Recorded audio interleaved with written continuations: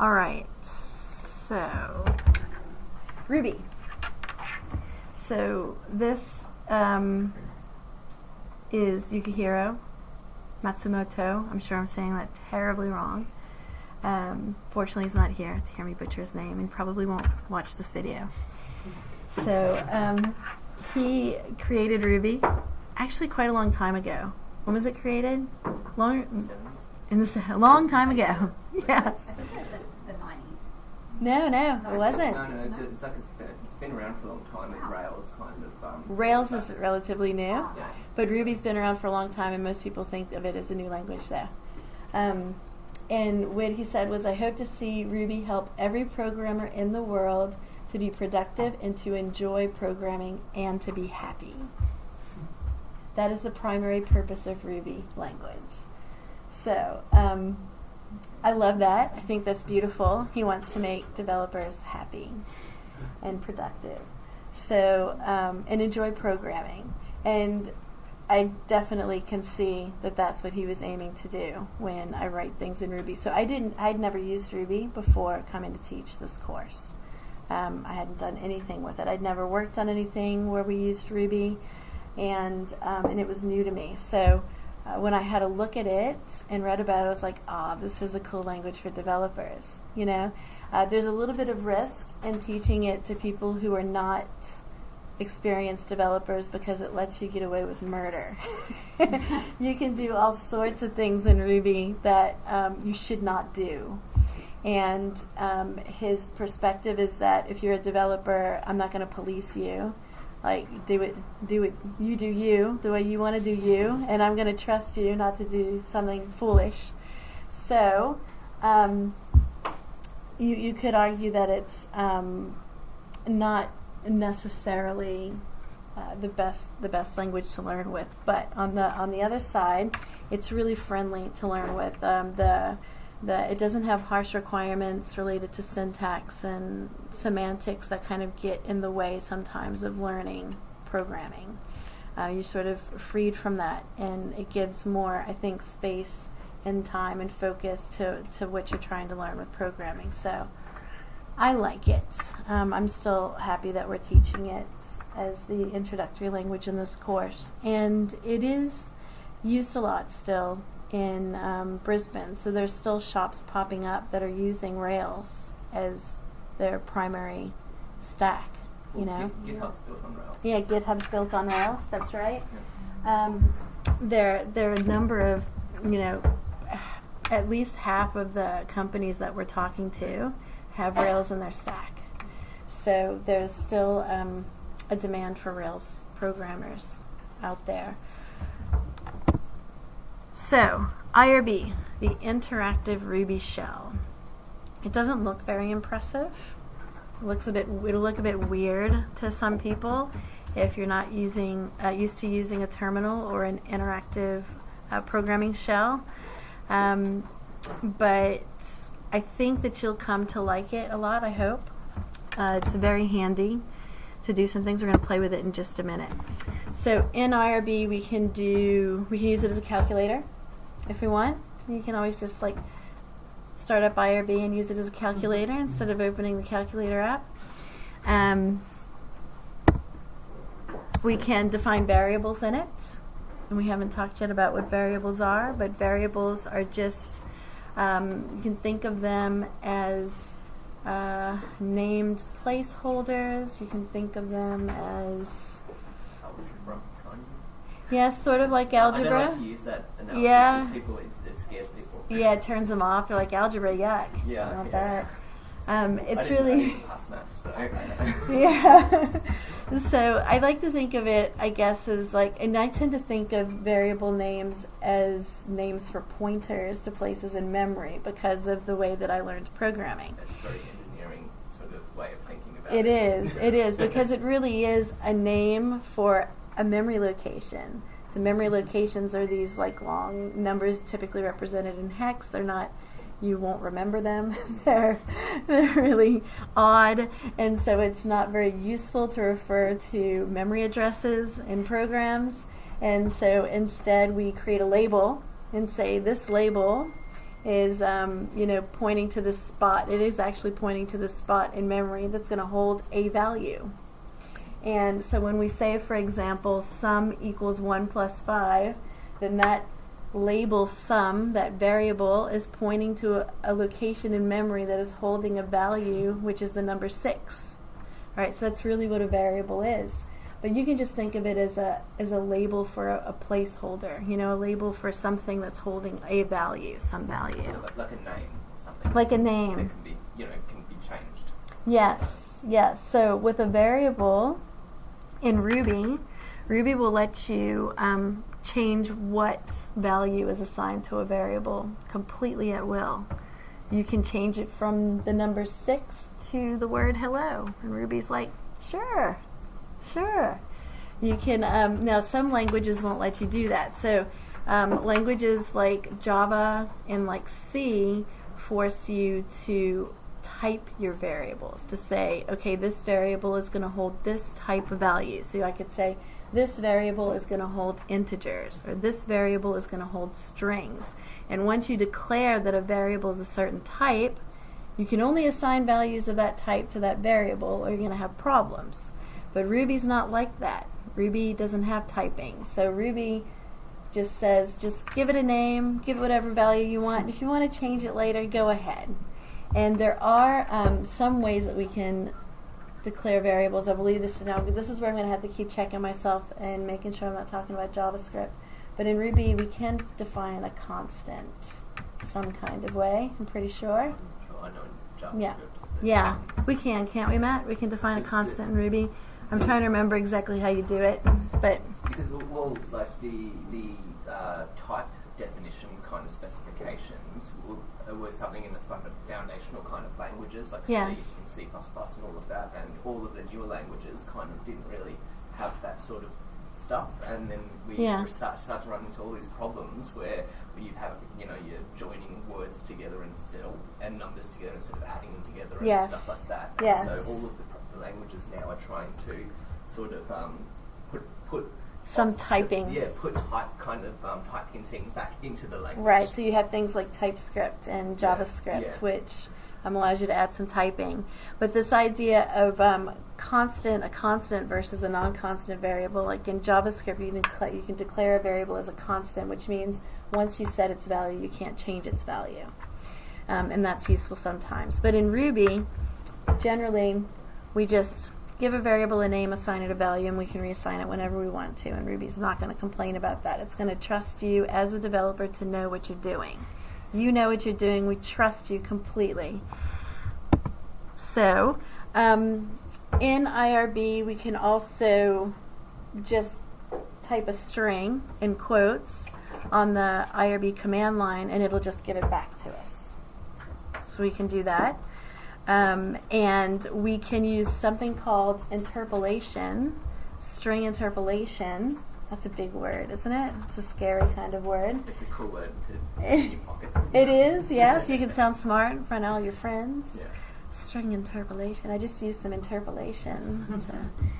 So interpolation is when we put something in a string that gets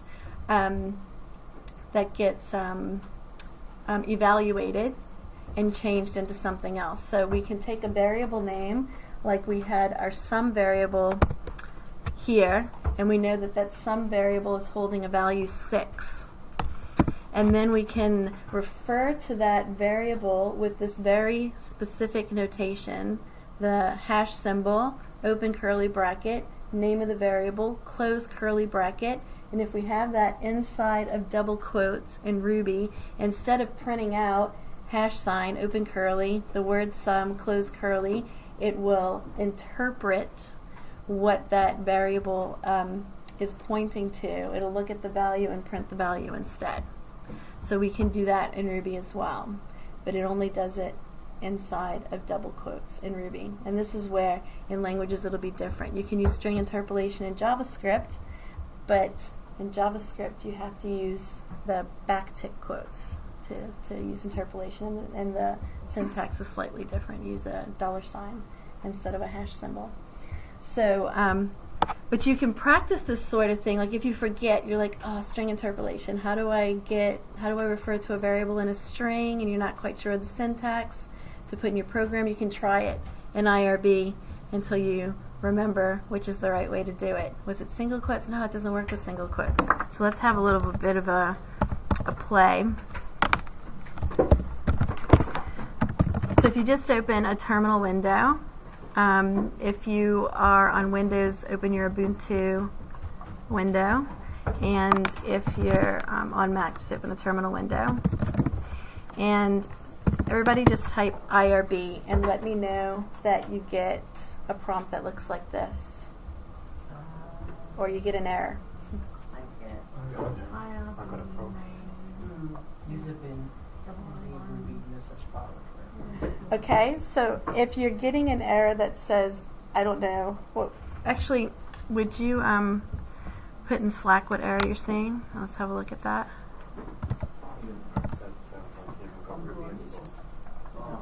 Change back to the other network. Yeah. There's another setting that we need to. Oh, okay. Anybody else got seen that? No worries. Yeah, that's what we got. All good. All good. Yep. I tried it this morning. All good down here? All good here? And I still might not see Ruby. Oh, okay. I don't think any problem. Yeah, no, Ruby install phase. You have to put it on, you have to make sure you put it on your Ubuntu, not your Windows. Yes. So if you're using Ubuntu, you have to install Ruby in Ubuntu. Yeah. I did this before I uninstalled the button, and I just got rid of it. Right. So do it's sudo apt update and sudo, yeah. Okay. I thought I had it, but because Yes. I installed it. So if you've got it open, we'll just have a little bit of a play while other people are getting it working. Is anybody stuck right now, or are you doing something to make it work? Is it working for you? Are you installing Ruby? Okay. I did this. Okay, so we can use it like a calculator. We can say 1 plus 1.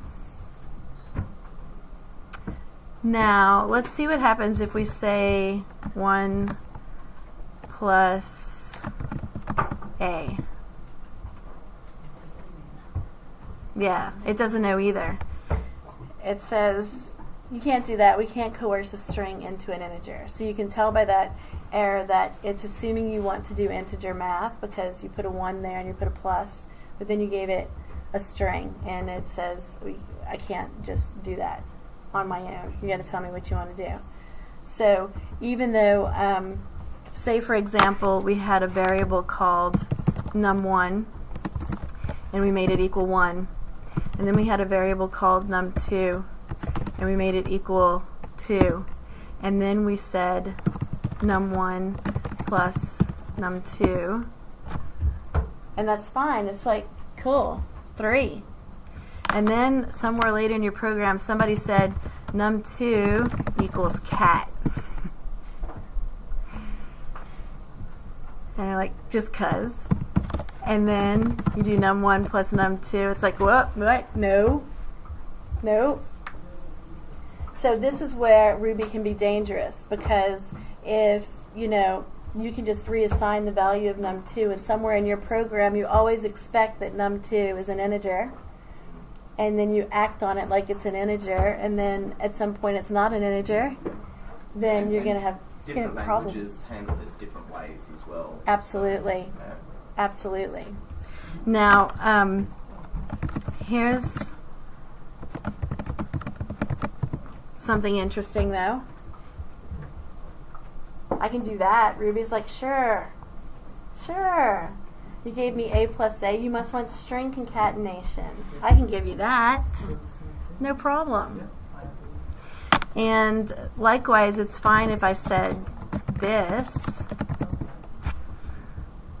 And why is that okay? Can anybody tell me? Yeah. Because it doesn't think that one is a 1. That's right. That's right. It's recognizing that that first one is a string because I put it in quotes. So I can do things like I can do that too in Ruby. Cat times 3. Cat, cat, cat. Or I can say something like, oh,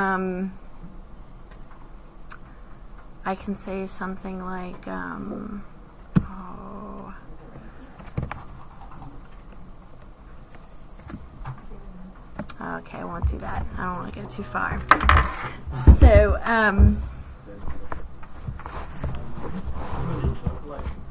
yeah, all right, so if I say,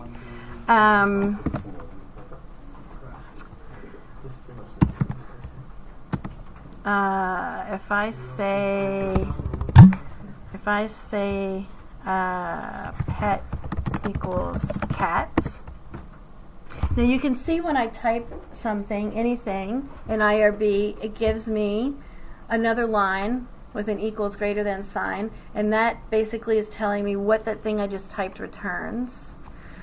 And so I can see when I do an assignment, what gets returned from that assignment was the value that got assigned. So when I say assignment, I mean I'm giving a value to a variable. I'm saying variable equals value. That's an assignment. So now I can say my best pet is a pound curly pet. And that's using string interpolation.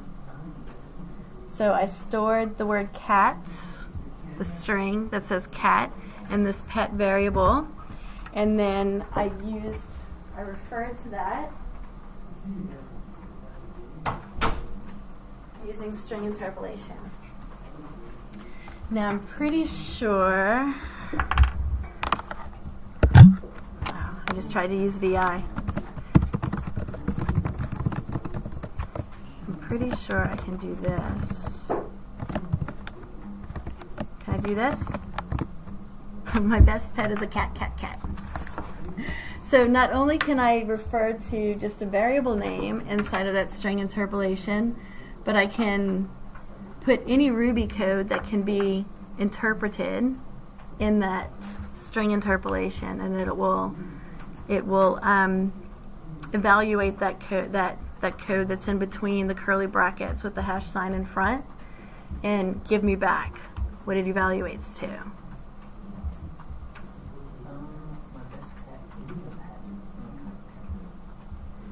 You gotta start with pet equals cat. Did you start with pet equals cat? And did you use double quotes? You have to put the pound symbol before the bracket. That's right, and with no spaces or anything. So certain things in programming are very exact, and it'll depend on the language. Okay, so for example, in Ruby, we can't, if we did this, it doesn't do what we expect. Can you see what I did there? I put a space between the hash symbol and the curly brace, and then it no longer recognizes that what I want is string interpolation there. It's not what it does. Yeah, Glenn? Would you be able to move the console up a few bits? Just because we can't see the bottom of the... Oh, hold on. Yeah, we just can't see the bottom bits. Yes. How can I fix that? That's fine. That's better. Is that okay? Yeah. Is there a way that you can make it so that when you're working, it's not the very last line on the screen? I don't know that there is, but Flip the screen. I'll just make it shorter. Sounds perfect. Thank you. Thank you. That's all right. Thank you for pointing it out. Yeah. So in Ruby, when you see how you've typed the string multiplied by 3, Yes. so it doesn't return 3 strings. It concatenates that into one string. Into one string. That is Okay. correct. So it doesn't return like an array of strings. Right, okay. It just returns a single string. Yes. But you could tell it to do that if you wanted it to be a list rather than. Oh, okay. Yeah. So to do that, I don't know that you could do it just with that syntax. You'd have to use a different kind of syntax to do that. Yeah. Okay. Yeah. So the default behavior will just concatenate it all into one. Yes. So if I use that syntax where I take a string and I put the multiplier symbol, the asterisk, and then I put a number, then it's going to create a single string with that string, and that's the first argument concatenated that number of times. Oh, okay. Yeah. Okay, cool. Yeah. So, so I was saying that some things it'll be really, really picky about. Like we can't put a space between the hash symbol and the curly brace. That won't behave the way that we want it to.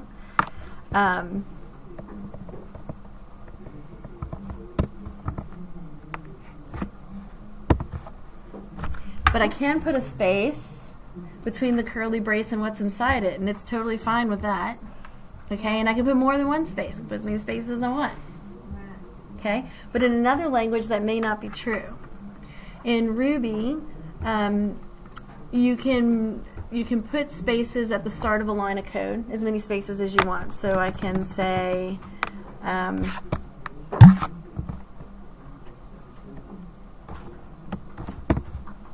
can put a bunch of spaces in front of that line. It just ignores them. It doesn't care about that. In some languages like Python, it does care. So it's really picky about the number of spaces at the start of a line. So depending on the language that you're working in, you have to understand these little characteristics about the language. And typically you learn those just by like making mistakes. Right? They become pretty apparent pretty easily. You know, there aren't too many cases where it's not what you would expect it to be after you have a play with the language a little bit. Okay, so let's see what's next. So if yes, if I try to use something that I haven't defined yet, yeah, so I haven't used sum in this session. I haven't said what sum is, and I just type sum. Then it says that's undefined. That's an undefined local variable, or a method, which is another name for a function, that's undefined. So you're calling something I know nothing about. So what's the difference between me typing sum and me typing sum like that? When you type it the first time, it's trying to display it as a variable. Is that displaying it as a string? Yeah, the second time I'm telling Ruby that this is a string. I'm doing that by using the quotes. Using the quotes says this is a string, and you should interpret it as a string. If I don't use the quotes and it's not a number, it assumes that I'm trying to refer to a variable or the name of a method. And it says, I don't know what that is if I haven't defined it. So if I say A equals 1, and then I type A, it's like, okay, I know A. I know A. You told me about A. That's cool. Just likewise, if I say sum equals A plus 2, what is plus 2? What is sum going to be? 3. Yeah, and then I can type sum, and it's like, yeah, cool. Sum is 3. I know sum. So when you write a Ruby program, it'll behave the same way. So if you refer to a variable that you haven't assigned any value to, then it's going to complain if you then try to use that variable name. Okay? Can you destroy a variable? Can you unset a variable in Ruby? I don't know the answer to that. I don't know that you can in Ruby. When you say unset, do you mean Make it undefined again. wouldn't that break your input? Well, I think we could say sum.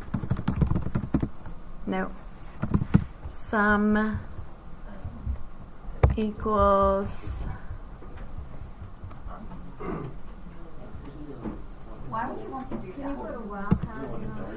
Well, you may want to do that if you have a condition that is doing something based on whether or not a variable is set to undefined. And maybe at some point you set that variable to something and you use it, and then you reach some condition in your code where doing that thing isn't valid anymore. And the way that you're forcing that is by setting that variable back to undefined. So when the check happens, it says, nope, I can't. Now, I don't think that that's the nicest solution. There are other ways to do the same thing, and I would do it a different way because I think it would be more difficult to maintain that code, unless it was really well commented, explaining what you were doing. But then why do that when you could just write it another way that's more clear? Yes. So I think it's really unlikely. There are definitely always better ways, in my opinion, to for that use case than depending on a variable to be set at some point and then unset again. Mm-hmm. Yeah, so it's perfectly fine to use whether or not a variable is set to determine if you should do something, but I don't think you should ever be in a situation where your code expects that there's a case that the variable gets set and then unset, and depends on that to determine what to do next. It's usually just to keep it clean, keep You- the yeah. variables clean, and sort of and so at the end of your script, there's not a lot of sort of stuff left in memory because you've kind of unset all your variables. So that's another concept, because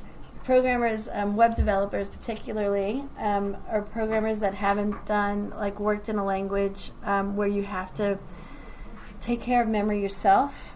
So the first language that I programmed in for a very long time was C. And in C, you have to allocate memory to each of your variables explicitly. You have to say, when you declare the variable, I want this variable to take up this much space. And you do that when you declare the type of the variable.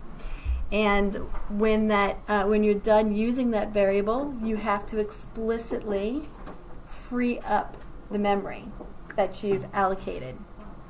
And if you don't do that, then you have memory leaks. So your program takes this piece of memory and says, okay, you've told me we're going to use this much memory for this variable, so it takes a piece of memory and says, this piece of memory is put aside for that variable. Nobody else can use it ever until it's freed. Yeah. And then if you never free it, your program stops executing. Memory's still reserved. Nobody can use it. You run the same program again. It says, I need this piece of memory for this variable. So the computer goes and it finds another block of memory and says, this one's reserved for that variable. Same program. You haven't changed it. Still doesn't free the memory. Program stops running. Memory's still used. You run the program again. And so eventually you get into this situation where you run out of memory. You'll see like a memory, like a graph on a server, and you'll see it go up and up and up, and the server crashes, and you're like, okay, I have a memory leak. You have a memory leak. That's right. That's right. So it's rare, or maybe not rare. Rare is not the right word. It's less common that happens with languages that have their own garbage collectors. Have you heard the term garbage collection before? So languages like Java and Ruby and a lot of languages that people, I guess any other language where you don't have to explicitly clean up your memory, have garbage collectors. And what those garbage collectors do is they run in the background on a cycle, and they look to see if memory is being held for variables that are no longer being referred to in the current operating environment. So it'll say, it's referring to this variable. I don't see that variable mentioned anywhere in any of these places where programs run on the system. So I'm going to assume it's done, and I'm going to free up that memory. Okay? Now those aren't perfect, because if your program is using lots and lots and lots of memory, the garbage collector may not be efficient enough to clean up memory fast enough. So you can still see problems with memory leaks, even with languages like Java or PHP or Ruby, but it's less likely. It's very likely if you have programs written in C and you have a programmer that has not been diligent about cleaning up their variables and cleaning up memory allocations. So aren't you glad you don't have to worry about that in web development? Cleaning up memory allocation? And that's something, when you submit an app to the App Store, that's something as a part of the process of them looking at that app, they'll test it for memory leak. So and there are some really good programs that you can run that will help you work out where it is. Yeah, and even like sniffers that you can run your code through that will look for memory leaks in your code and point, this is a potential place for a memory leak here. You should go. You should go have a look and rewrite that bit. Or just delete it all. Or just delete it, I'll start again. You failed. So IRB lets us see any result. Oh, puts. Does anybody, so somebody in here who's played with Ruby, what does puts do? It's print. Yeah. So it prints to the screen, and so I can say puts, and I can give it a string, and it'll just print that string to the screen. And then what do you think it means that there's a nil underneath there? It doesn't return anything. That's right. The puts function returns nil. So that's why we see that nil after the puts. And I can say puts sum, and it'll print what's stored in that variable. I can say puts hello, and it'll say hello cat. So here I'm using puts to print a string, and in that string I'm using what to print cat? What is that?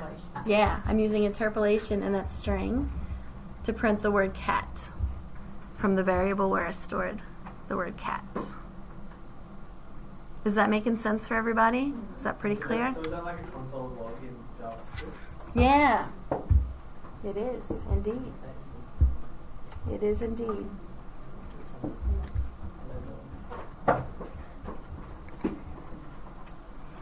All right, so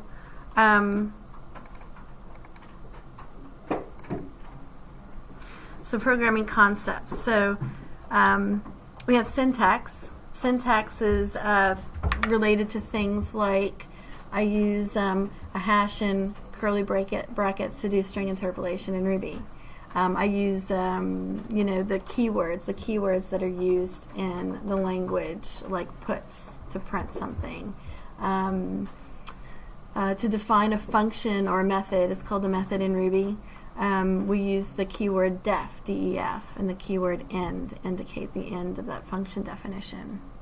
So syntax are the special symbols and words associated with a particular language that define the way that we program in that language. Data types. Data types refers to the type for a particular piece of data that's stored in a variable. So we'll have a variable that's storing some data, and that's referred to as the data type. So I mentioned already that in Ruby we don't declare types. It's not a strongly typed language. So we don't, when we say the word sum equals 6, we don't have to say integer sum equals 6 or, int sum equals 6. We just say sum equals 6. But even though we don't declare the type, what's stored in a variable is typed.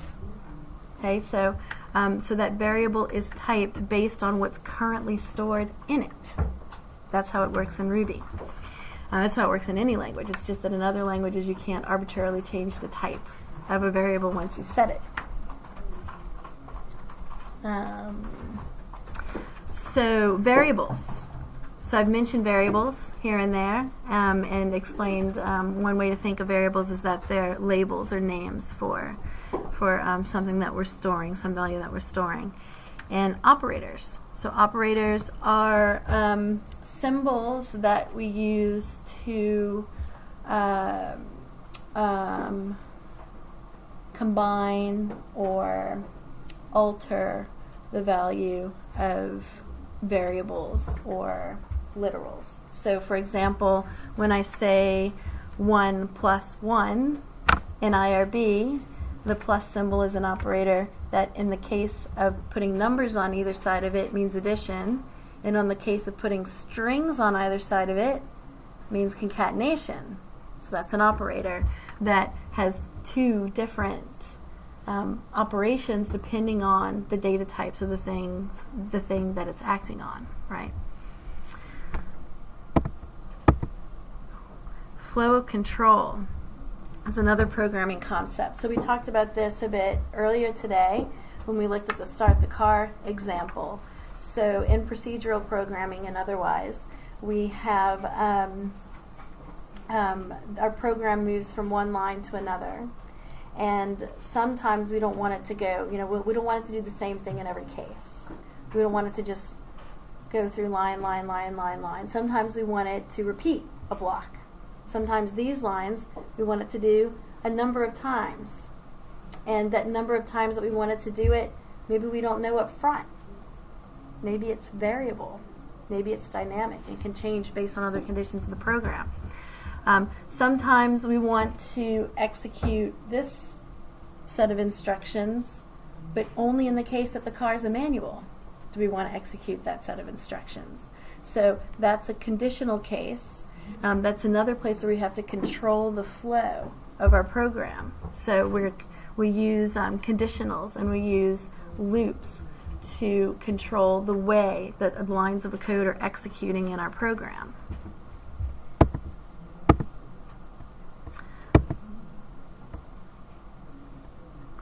So syntax is available in every language, even spoken languages, right? So it consists of the vocabulary, sentence structure, punctuation. So in code, it's things like I mentioned, keywords and operators and symbols and things that we use in that particular language to represent certain meanings. And syntax between languages can be vastly different. And this can be confusing. So when you become a polyglot in programming languages, when you know multiple languages, then it can cause a little bit of a problem. And you'll see all of us struggle with this. The instructors will struggle with this because we're constantly switching between languages. So in the course, we're switching between languages, and we have side projects where we're writing things in other languages then again. And so sometimes, we'll type something and it is not the right syntax at all for the language that we're writing in, and then it just doesn't work. And then we're like, oh, okay, wait, what's the syntax in Ruby again? I forgot. And then we'll go look it up, and then we'll fix it, okay? So it's totally fine. When you're working in a single language for a long time, not even for a long time, but for a period of time, you're working in a single language, you'll remember, right? You won't forget. You'll know the syntax, and you'll generally write the right syntax. But when you switch between languages, or when you step away from a language for a while, or when you're first learning a language, you'll make mistakes with the syntax, and that's okay. You just look it up, and then you fix it. So here's just an example of Ruby syntax for a method versus Java syntax for a method with some control structures in it. So in Ruby syntax, when we define a method, we use the keyword def at the start, and we name the method right after that keyword. And then we have the body of the method, and that's contained between def and this final end. So everything between that def and the end constitutes the body of that method. When we call that method in our code, process data, it's going to execute the lines of code between the def and the end. Okay? In Java, it looks very different. So one thing that's different is in Java, we have to declare the scope and the data type, the return value data type of the method when we define the method. So public means that this method can be called by anyone. The scope of it is that it can be called by anyone. And void means that it returns a nil value. And then we give it the name of the method, and then we have to follow it with parentheses, even if we're not passing it any arguments, any parameters. And then we use curly braces in Java to indicate the start and the end of the method. Now, in the Ruby side, we have a loop here. Can you guys recognize the loop? So this is a loop with an iterator. So we have data, which is some variable that's storing an iterable value, like an array. Okay, and we'll talk more about arrays and stuff like that later, so don't worry too much. So we can refer to this .all.each is going to iterate through an array of values, and then we say do after that, and then in these pipes, these vertical bars, we refer to the variable name that we're going to access in this loop. So what gets stored in this variable named data is each element of this array. So one at a time. We iterate through the array. We get the first value. We store it in that variable called data. Then inside of this loop, which ends with this end, we execute these lines of code. So we check the value of data, which is one at a time the values of that array called data, and we say if it's less than 0, then we do something, and else we do something else. And you can see the way that we just define a loop on the Java side, again, is with curly braces. And on the Ruby side, we have the if-else end syntax to define a conditional, and we don't have any parentheses around the conditional that we're checking. That drives some people crazy who are used to programming in other languages. You can use the parentheses in Ruby, but you don't have to. Okay? There's a lot of that in Ruby. You can if you want. You don't want to. It's all good. It's all right. Same with the parentheses on the method definition. So when you declare a method in Ruby, you can put parentheses after that if you want, but you don't have to. So we have an if, else, again, an end to end that construction in Ruby. And on the Java side, we have, if we had more than one statement under that if, we would have to use curly braces around it. On the Java side, what's another thing that you see on the Java side that's missing on the Ruby side? Semicolon. Yeah, semicolons. So Ruby does not require that you use semicolons. You can, if you want to. I think so. Am I lying? Hold on. If I say, yeah, doesn't care. So you can if you want to, but you don't have to. So same is true with the JavaScript ES6. You don't have to use semicolons if you don't want to. But in Java, you absolutely do have to use semicolons. You'll have problems if you don't. Okay? So each programming language will have different but similar syntax. But the differences are important. So the differences are will make your code not work if you don't get them right. So understanding syntax is really important. Now the good news is syntactical errors oftentimes are easy. Well, that's not even true in Ruby. I was going to say it's not too hard to spot when you've made a syntactical error. You'll get an error back that makes it pretty clear, the mistake that you've made. But Ruby actually isn't as good about that, because Ruby will let you get away with all kinds of stuff, and you won't realize that it was a syntactical error that got you. In languages like compiled languages, like Java, if you have a syntax error, it won't even compile. So as a developer, when you work in compiled languages, you don't mind syntax compile errors too much, because it points to the line of code where the problem is. And you just have to go look at that line of code. Mm-hmm. You worry about runtime errors. Well, in Ruby, all you get are runtime errors because it's not compiled. So everything's a runtime error, and you have to figure out where the error is happening when your code runs. Now, casing. Casing is important in coding, but it's mostly in Ruby and most languages, it's a matter of convention, not compulsory. So it's just a matter of convention. So and it's important to follow those conventions because it makes your code more readable and easier to maintain. People can look at your code and recognize this is a variable and this is a class, and what things are based on the conventions that you're using when it comes to casing. So in Ruby, we use snake case, and in JavaScript, we use camel case. Just because that's the convention. So conventions don't necessarily have a good reason behind them. It's just what people chose to do, and then that's how everybody does it. So some people, like to be some kind of like individual and just like ignore the conventions and do things the way they want to do them. You won't be liked. You won't be liked by the people on your team. They'll be like, what's wrong with you? Just yeah, that's like Airbnb has is being used a lot for their style guides, their coding style standards. So if you go onto Airbnb's GitHub, you'll see they've got a Ruby sort of style guide and a JavaScript style guide as to what they think is the best kind of way to structure and sort of keep everything consistent, kind of. So a lot of people are using those two right now as the who do you say has those?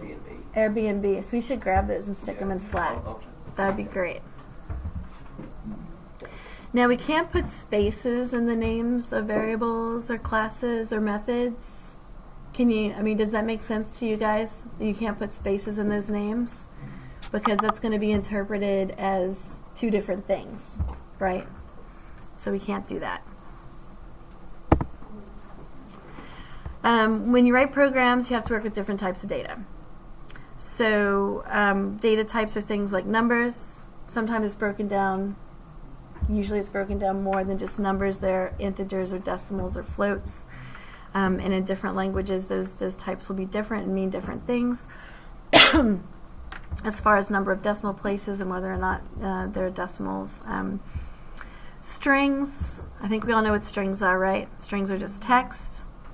Dates is a data type in most languages.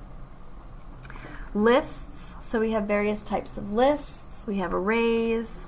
You might have, in different languages, there are different types of list data types. And we have booleans. And everybody knows that a boolean is a true or a false, right? A 1 or a 0, an on or an off. True or false is generally how we think of booleans. So I don't know if this is for Ruby specifically or something else, because integers and decimals, integers in general are whole numbers, just like they are in mathematics. Integers can be decimals in mathematics, because we would refer to like 1.5. Would you refer to that as an integer? It depends, yeah. So integers are generally whole numbers. Positive or negative. Decimals, we know what decimals are. We use those in currency and approximations. Floats, a floating point number. In general, floats have higher precision than decimals, so there are more places possible. It's generally, if you need to use decimal places, you use a float. You use a float. Instead of an integer. Yeah.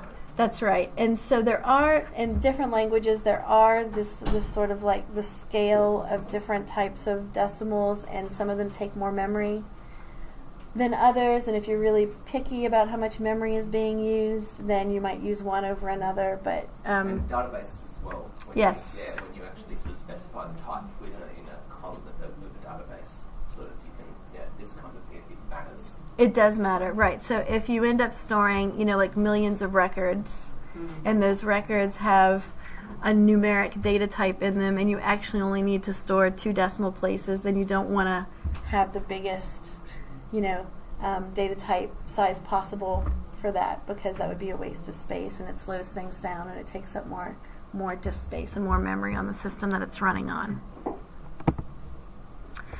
Strings can be any value, letters, words, numbers, symbols, spaces. As long as it's inside the quotes, it's all good. It's the most common and useful data type across all languages. So strings, because when you think of like when you get user input, that's always going to come in as a string. And then if what you're actually taking in as input you want to be treated as a number, a numeric data type, then you make that change yourself in the code. But user input always comes in as a string. Strings are handy to use. You'll use strings heaps.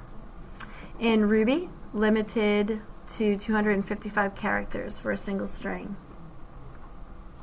I would like to check to make sure that's still true, but it probably is.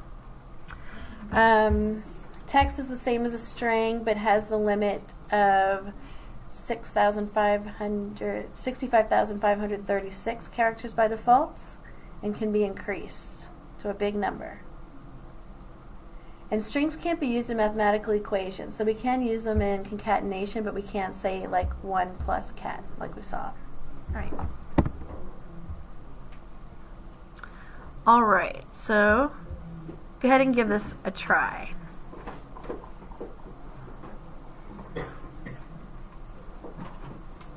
Still had issues installing Ruby. Installing Ruby. Like a week ago. So if I run this, install Ruby. Trying to get out of it. Just type excellent.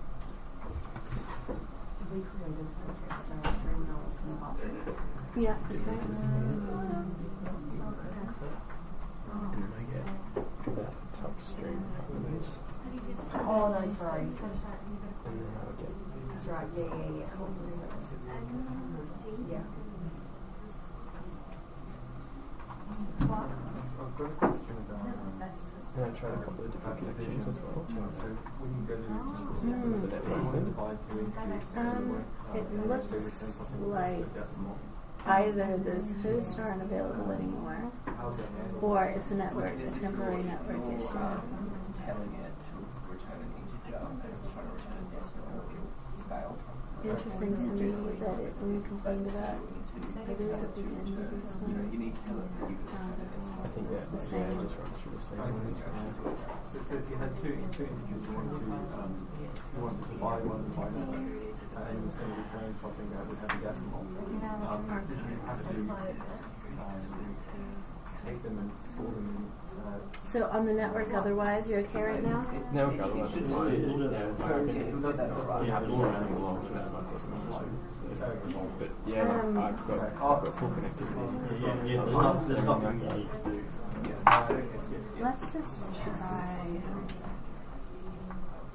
So is that to do with it being or I don't quite comprehend how some languages are strongly typed or they require static typing or something? Generally speaking, this is generalization, but generally compiled languages require static typing. Because it's being compiled down to machine code, so it needs to know ahead of time what the types are going to be. Otherwise, it can't pass it and convert it to machine code. Whereas because Ruby is interpreted as it's being run, it has the luxury, if you like, of not having to have the types predefined to figure them out. Yeah. So that gets done by the It's in another repository. so it has some, so that would be some kind of So we have the repository. Sometimes you have to do this in Linux. It's not like in the main Well, Ruby is package just library. straight So you have another other repository. dynamic languages like Python is just in time compiled, and so is JavaScript. Ruby is just a straight Like I really had network issues. Yes. Sort of like yesterday with the GitHub Yes, I stuff. remember. Yeah. But I did the GitHub stuff. well, it means it doesn't actually compile the machine. so there's some kind of It's more like, think of it more like a script. It reads it and it interprets the code, and it will do something within the Ruby runtime in response to that code. But your code doesn't actually get involved to a lot of other languages. So Ruby will kind of take what you've done, pack it all up, interpret it into machine code, and sort of process it for you. Then you try to process it directly as machine code. okay, so there's always some kind of a Ruby runtime. Yeah, I guess for it it. works. So at the moment you're using IRB.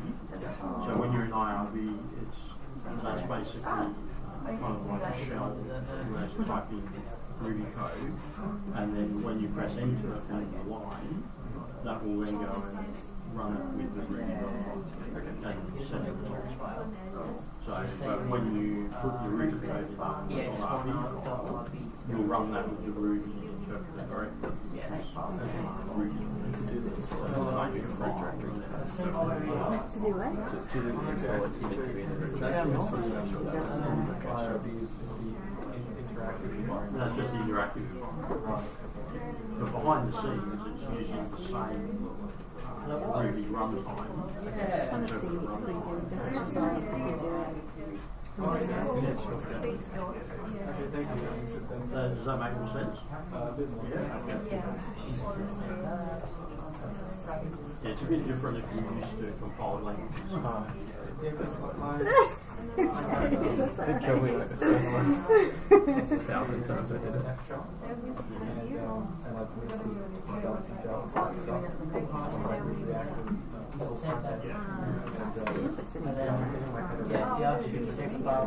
Static file, and run it by the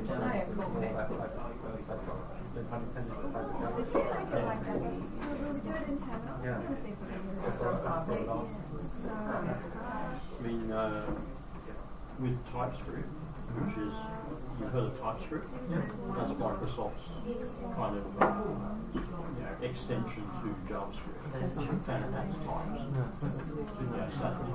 to JavaScript, which allows you to make more robust code because you can the TypeScript compiler can catch a lot of issues with, when you're trying to work with things of you have trouble types, or you're trying to set something, give it a different type of value, and it can pick all that up for you. It still feels like it's a network issue. I don't know why it's happening. That is because it translates to use JavaScript, and so it doesn't report the types don't exist across compilations. So there's errors that otherwise would otherwise. Yeah, like normally I'm pretty happy troubleshooting most things. So like, yeah, well, my project's fine in my own there. That's one of the benefits of defamation. Pick up a lot more errors before the program. Yeah, I did try. Is this kind of like a new language to start with? It's a good question. It's a good question, isn't it? Yes and no. It's a good language to start with because it's very similar to JavaScript. Okay. So you'll be able to pick up both of those languages quite quickly after learning this. Okay. In saying that though, there's a lot of sort of leniency that this language gives you that a lot of The other one won't give you. Okay. Yes and no. Okay, yeah.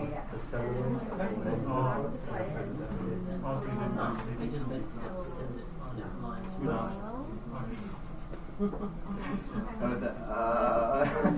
Yeah, no, I had to think about it myself. No, it was a very good question.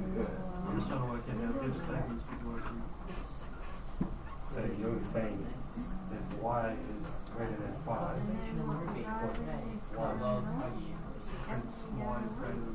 but that's why PHP is What does it? It's just somehow you just end up with something. Okay, does it?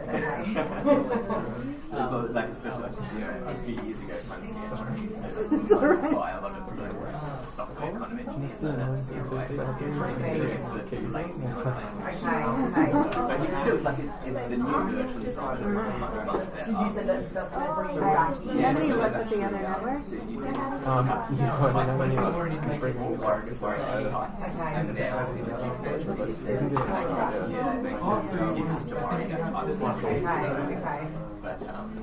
how it changes, isn't it? everyone's going in circles. Everyone's just trying to become more and more like almost complicated.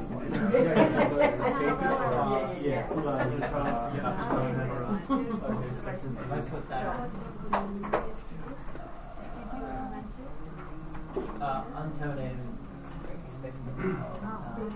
Good things. I think it's a backslash. Oh, backslash. Backslash or escape.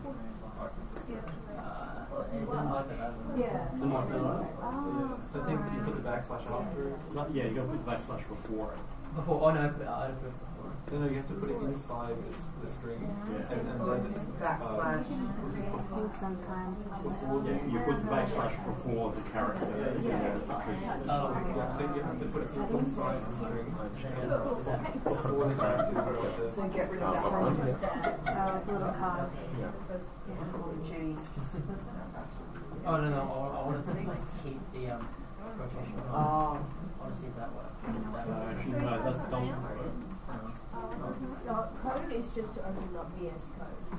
Choose to put it in. Quotation marks. How do you clear the IRB? Exit and then hit IRB.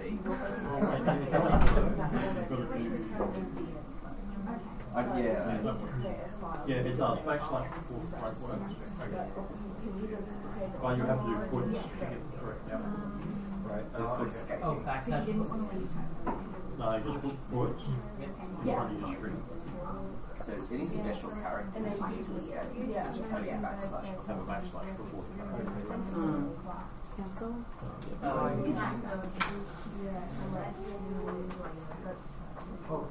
How do you... So was there a way to clear the IRB other than just exiting? I tried to before, but clear didn't work. Yeah, so you came back to Ruby 2. Because I know there will probably be a... I thought it kind of saying good thanks. It just doesn't have a quotation mark. And here we go. Control L. Oh, yeah, that's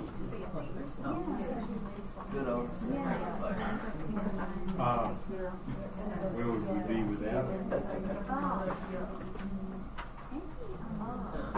I don't think any modern developers survive, including me. so I've got it to say good thanks, but only the quotation mark in front of them. I haven't got how do you... Oh, sorry. How do you exit the IRB from reading to exit? Just quit. Or quit or exit. Oh, okay. So backslash text, whatever's up. Oh, okay, cool. So exit is a keyword? Yes. I got it. Okay, I got good thanks. So backslash will escape just the single character after and that's something like in a lot of language, like that's programming sort of across the board. Escape is really important. Bash scripting, this, like everything with JavaScript, you escape through special characters. So Ruby extension. I've made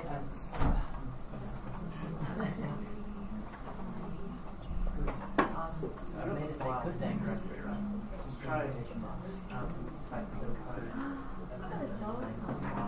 I've made it come back to me.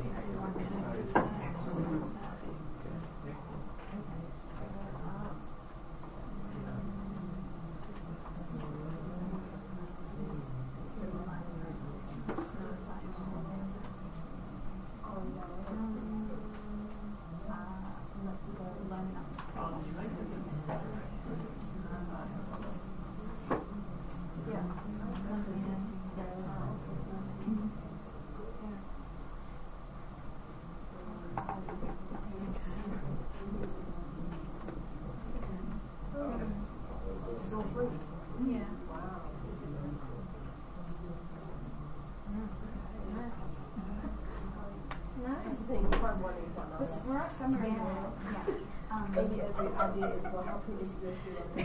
Yeah.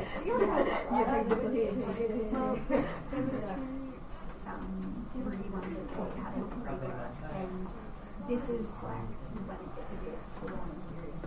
Which I know this one really silly. I've done but sometimes I like just get on with it. So the thing that I have to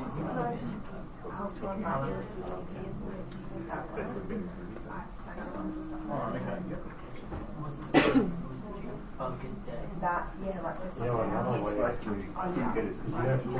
To come up. when you're talking that concept. On the way, check the resources channel. The time stuff on the next slide. Print for the Yeah, on the next slide.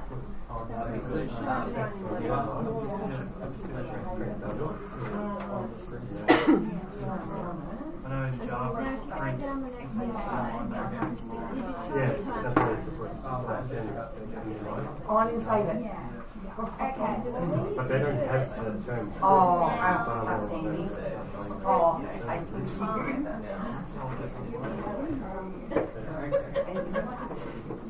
Oh, can you? Oh, there we go. Yes, thank you.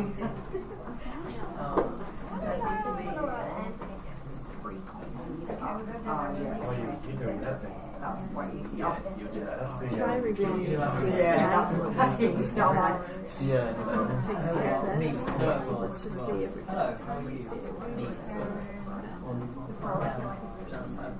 Ran a small short story. I'm running out.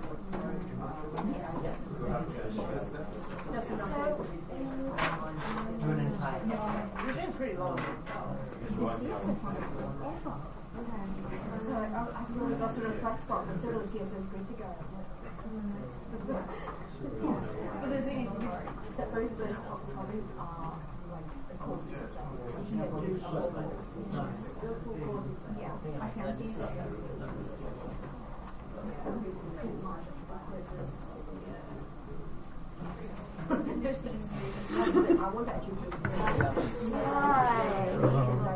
I'm getting down, you're getting that in my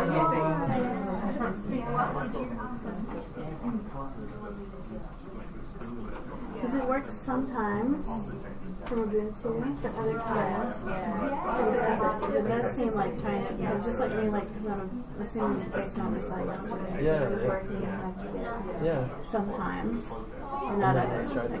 Yeah, it's like when I've tried to push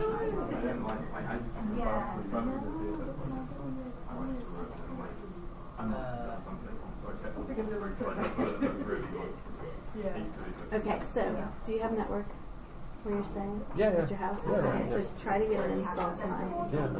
So make sure to say, hey, reboot tonight or tomorrow morning. Yeah. And we'll see if we can get it on that network just to see if that makes any difference. Yeah. And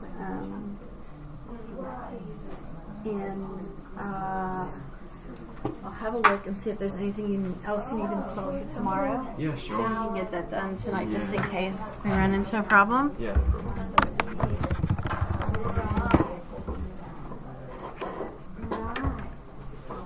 It looks like a time, but that's not what it's giving us. Did you get that? What did you get? Did you get 14:02 p.m.? Yeah, that's Maybe try and Okay, so what it's giving us is the hour thing, and 2 is the month, and the percentage P is for PM. No, that makes sense. Yes, we took it straight away as a time, and went just at the top. Okay, so it is 14:48. Very good. Okay, I was trying to get the time wrong. Oh, so that, I think it's saying string, what is it, SPR, string from Yeah. so it's, you're writing out a string, so you have some implications, and then it's the hour, and then a colon, so it's minutes. No, that's M is month. So that'd be minutes. No, it's month. We googled it, right? To see So I was that's what we thought. That's what we thought the same, right? Because it looks like a time, right? And we're like, the hours right, but the time minutes as well, right? That's right. I was a step behind you. Yeah. Is that a space? No. Zero time is argument. So, How's everybody going? you've got to tell me it's... Is that always Yeah, that's all right. I'm just trying to Why is it... Yeah, 3128. Yeah. Well, okay, so that was, this is from So how do we get it to be the time? Yeah, let's do I think it's supposed to be a capital M. Yeah, so it's putting a capital M instead of small m is one. And and a large number, a large number. So the large number is minutes. Capital will spit out minutes. Oh, so it's Okay, is anybody having a problem doing this besides you? I know, Raphael, because you can't get Ruby installed. Anybody else having a problem with this? No. No? It's all okay? I think there's a typo in the time slide where it's a little m and it's spitting out the month instead of the large M. Where's that? So in the next slide. In the next slide. Yeah, there's a small, there's a bit of confusion before thinking that our time is off or something. Right. So what happens if we type that? And you get the month of the year. Wrong. It's telling you it was like 14 at 2 p.m. Yeah, when it was. So. It's 2 o'clock on the second one. The 2 o'clock one. Specific stuff. And with the capital M is minutes. For the current minutes, we put the hour. So if you go to the first, So P would be the lesson slide and video. Yeah. It's down below. But it's a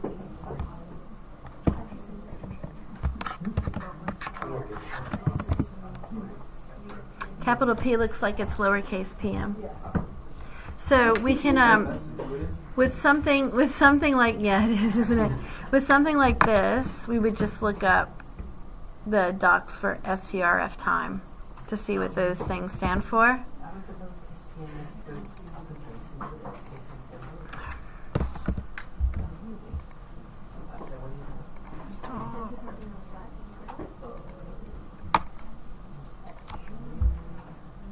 Check this one.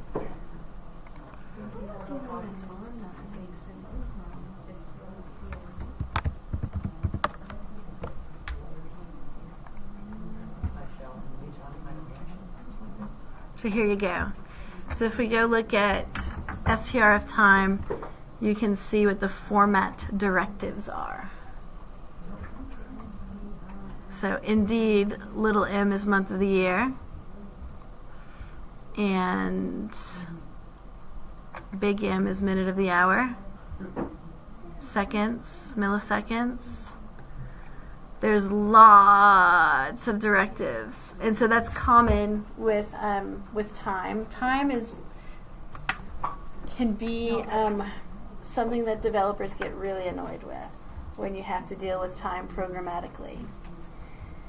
Especially when they're like in different formats. Different formats, and when you have to take into consideration local time versus time zones. Where is this code running? Is it running where I am, or is it running on a server in the U.S.? Because if it's running on a server in the U.S., then the time's going to be very different than maybe what I expect. Yeah. How does the Ruby interpreter access the time on the machine? On the machine, right. So when we say time.now, that's a really good question that I don't know the answer to. Let's see if it says here. It's stored internally as the number of seconds with fractions since the epoch January 1st, 1970, UTC. And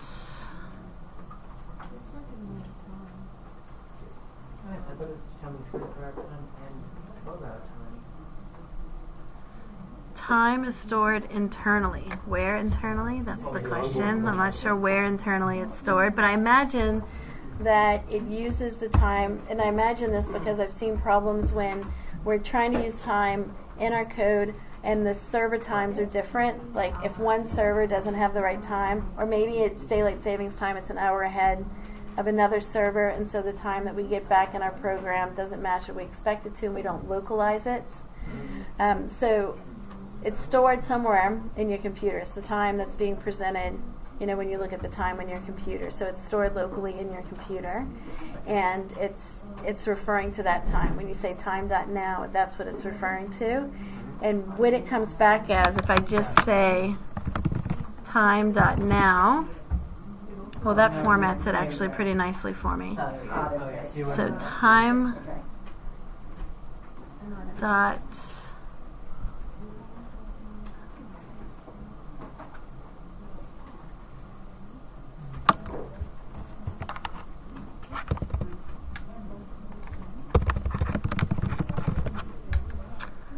time.now. So it just gives it to us in a nice format, which is good. So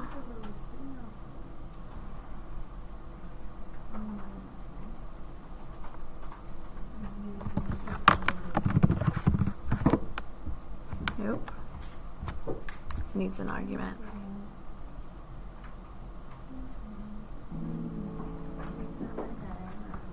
So you can store the output of time.now in a variable like they do there, and then we can do some operations on it. We could say t plus 200, and it looks like that added 200 seconds. This looks like what is what it did. Is that is the time Yeah, seconds. As in epoch or epoch or so? It is, yeah. So that's how it's stored on the machine, and then it gets translated by whatever it is that's accessing it. So in the case of Ruby with time.now, it's obviously taking that and turning it into date, space, hour, colon, minute, colon, second, and then a reference to the time zone. Oh, okay. Yeah, but the way it's stored in our machine is the number of seconds with fraction since the epoch January 1st, 1970 at midnight, UTC. So when you call time.now, it will transform that into a format, but it's stored as a number of That's right. seconds with the with a fraction since the epoch. Oh, okay. Yes. Interesting. Yes. So why is that a different data type than, say, just a decimal? So the reason that it would be a different data type is because of the way we want to use it. So, it could just be a decimal, like it's represented as a decimal on the machine. But because generally when we're using time, we want to do things with it, like figure out a week ago or 2 days from now, or display something useful to the user about what time it is or something like that. Okay. Yeah. So if you were to initialize a variable as, say, how you said t equals time.now, Yeah. So that's storing it as a date data type? Yes. Oh, okay. So Yes, it is. And we could see that because I stored it in t, and then I added 200 to it, and it treated it like it was a time, and it added 200 seconds to it. Okay.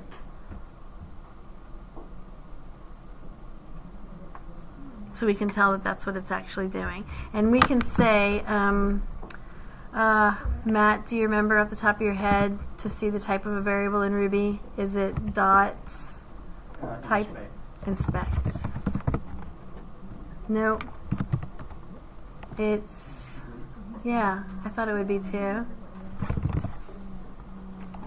I'm just going to try random things now.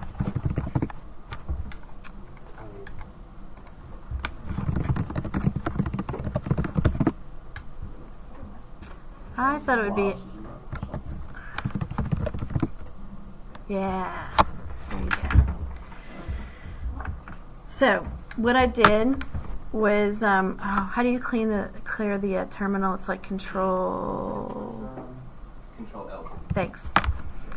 Okay, so I have t, which is storing a time, and in Ruby, everything is an object. So I can call a method on any variable. Every variable is defined as an object in Ruby. So I can say t dot class. It'll tell me what kind of object t is, or what is the data type of t. And t is of type time. So if I say 1 dot class, 1, the number 1 is of the class integer. And if I say a dot class, then that's of the type string. So that's one way in Ruby that you can see what the type is when you're playing either in IRB, or you could use that in a Ruby program too if you wanted to see the type of thing that you're dealing with. You could use dot class. Okay. Yeah. Why isn't it inspect? It's something like inspect. It gives you more information though than just that. I can't remember what it is though.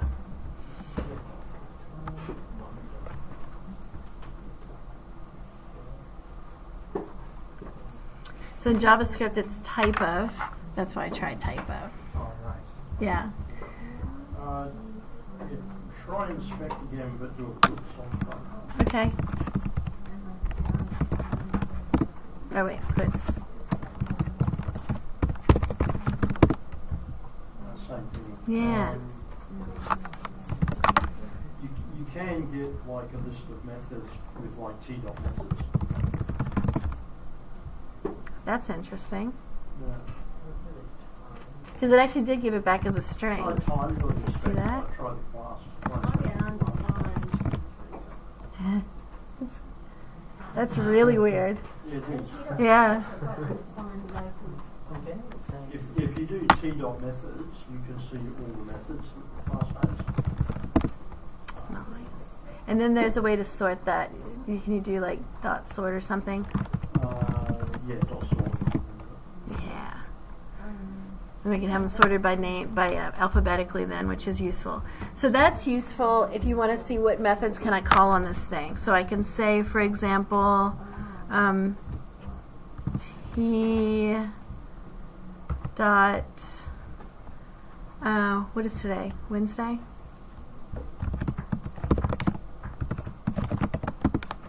That's true. Nope, not Tuesday. It's Wednesday. So. Will they be different depending on type? Depending on type, yeah. So if I say one dot methods, so on numbers, I can say, for example, one dot untrusted, false. But if I say one dot untrust, I'm assuming that. No, it's still false. I don't know what that means. Untrust and trusted. Is that Okay. to do with, so is this to do with prototypes or with how, so all these come for all, So for the class, factory methods and stuff for yeah, so for the class integer, there are a number of methods that are defined in that class definition. Okay. So if we went and looked at the source code for the integer class in Ruby, we would see all the methods that are listed there defined either in that class or in its superclass or in one of its superclasses. So that gets into object-oriented programming a little bit. We won't go too far down that road right now today, but integer, there's another thing that I can do to see what the superclasses are. I can't remember what it is.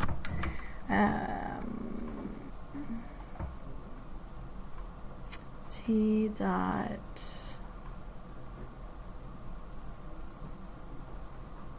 No. But I can do things like, I say A.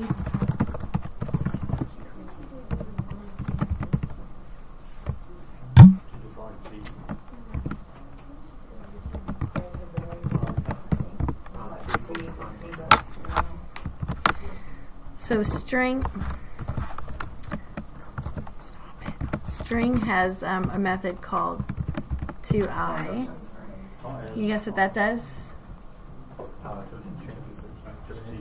Yeah. And I can also say, what can I do? I can say 1.2s. Yeah, it'll change it back into a string. So is that the same as parsing in JavaScript? It is. Right, okay. Yes. Or toString. Oh, okay. Yes. So parsent, the 2i is just like parsent in JavaScript. And the 2s, in JavaScript, what is it in Java? I was thinking Java with toString. I think it's toString. It might be toString. Yeah. Is it in JavaScript? Yeah, okay. Because it is in Java, but yeah, I just wanted to make sure I wasn't getting confused. It seems it's good that the convention is sort of similar rather than parsing and then toString. Yes. Yeah. Yeah, so it's slightly different because in JavaScript you'd say parsent, you would pass as an argument the thing that you want to parse, a string that you want to parse into an integer. but in Ruby, it's a method on the string. So you're using the point notation? Yes. Rather than the putting it as an argument. In JavaScript, it would be something like that. Right.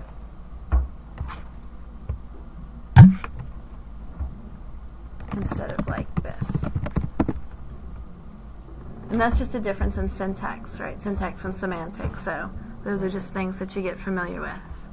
How did you bring up that list before? Like all the methods? Yeah. So you have a value, or you can have a variable. So if I said, for example, do I still have my pet? Yeah. So if I say pet.methods, so first of all, if I say pet.class, it tells me it's a string.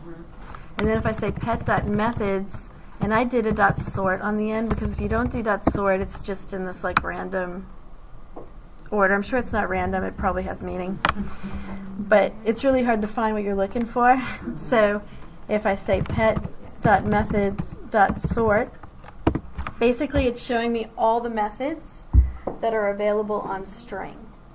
Right. Okay. Okay? So I can call any of those methods potentially on this variable called pet. I can say pet.toI is not going to be very meaningful. It probably won't, turns it into 0. I can say pet.length. Did you see length there? Right here? Pet.length. What do you think that's going to return? It will, but not because pet has 3 letters in it. So if I said pet equals frog, my pet frog, then I said pet length, it's 4. If I said, so all of these, there are lots of string methods. Lots of string methods. Because we do a lot of stuff with strings. So you can have a play. You can have a play in IRB with some of the methods that are available on string. That would be a fun thing to do. You'll get lots of opportunity to do that in class, but it doesn't hurt to have a play with some of those. You can look them up to see what those methods do. So you can look in the docs and see how would I find the docs? How would I find the docs for string to see what those methods do? Somebody? Just Ruby docs, so. Yeah.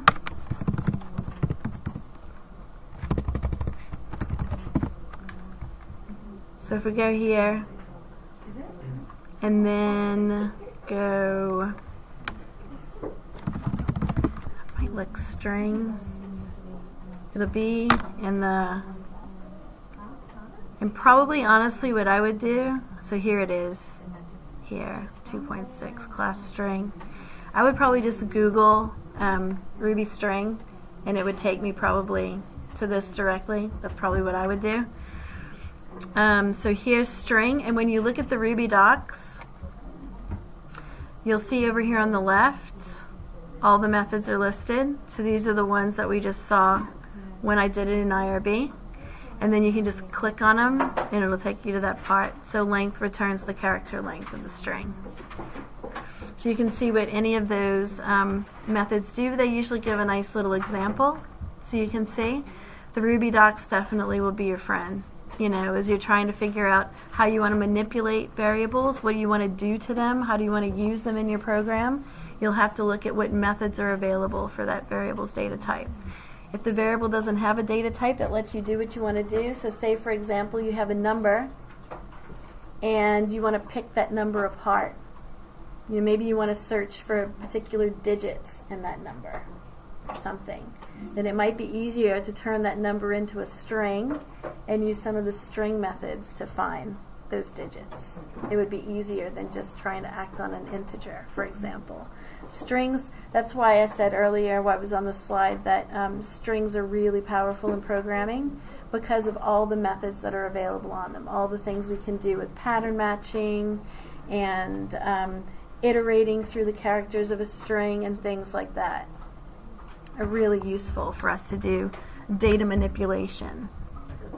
So you'll get really comfortable with with strings and using strings when we're doing Ruby and when we're doing JavaScript. In any language, you're going to do lots of stuff with strings.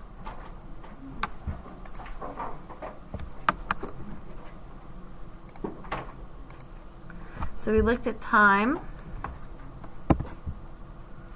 Booleans. Booleans are either true or false. And then we have to have an understanding of Boolean algebra when we do programming so that we know how to form our conditionals for control flow. So we have to understand that a true and a false is false, but a true or a false is true. How many people are already familiar with Boolean algebra, Boolean logic?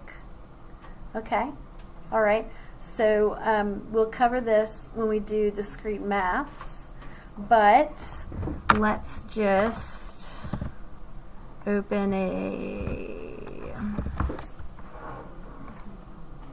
just going to open like a Word doc.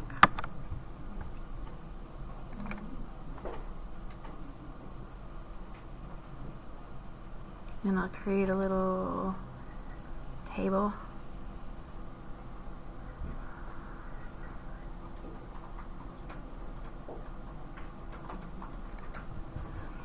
So if I have I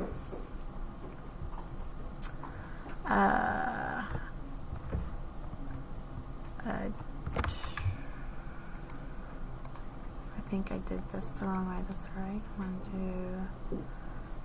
insert column.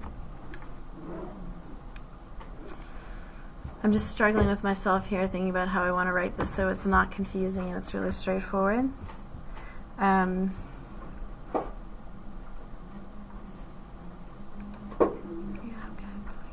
Okay, so if I have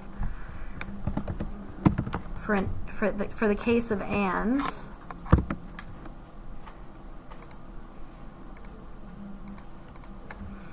if I have true and true, if both things are true, then the answer is true.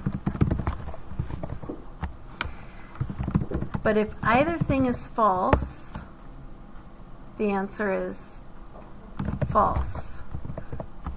So if I have true and false or false and true, the answer is false. For and to be true, both things have to be true. Okay, so false and false would be what? True. False. So and is only true when both things that I'm looking at are true. Okay, so that's how and works. And requires that all of they're called predicates, all of the things that I'm looking at have to be true in order for an and statement to return as true. So if I have an if statement and I'm checking that two things, I want both of these things to be true in order to execute this block of code. So I only want to start the car, I only want to put in the clutch. No, a better example is I only want to let off the clutch when I start the car if it's a manual and it's, you know, prior to whatever year. Is it okay for you to let your foot off the clutch? I'm not sure. Do you know what I mean? Only when those two things are true do I want to execute this block of code where I take my foot off the clutch. So I'm checking that this is true and this is true. If one of these is false, if the car's not manual, well, there's no clutch, so I'm not going to let my foot off the clutch. Or if the car's manual, but it requires that the clutch is in to start, then I don't want to let my foot off the clutch. I only want to let my foot off the clutch if the car is manual and I don't have to have the clutch in to start the car, right? So only if those two things are true. So that's when we use and, when we want both things to be true in order to continue. Or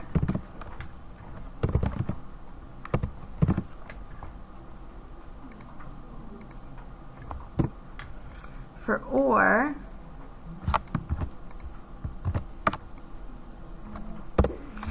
if both things are true, it's true. So or says at least one thing has to be true. So if, let's think of another example. Somebody can throw one up if you want. So if the peanut butter jar is open, or the peanut butter jar has no lid,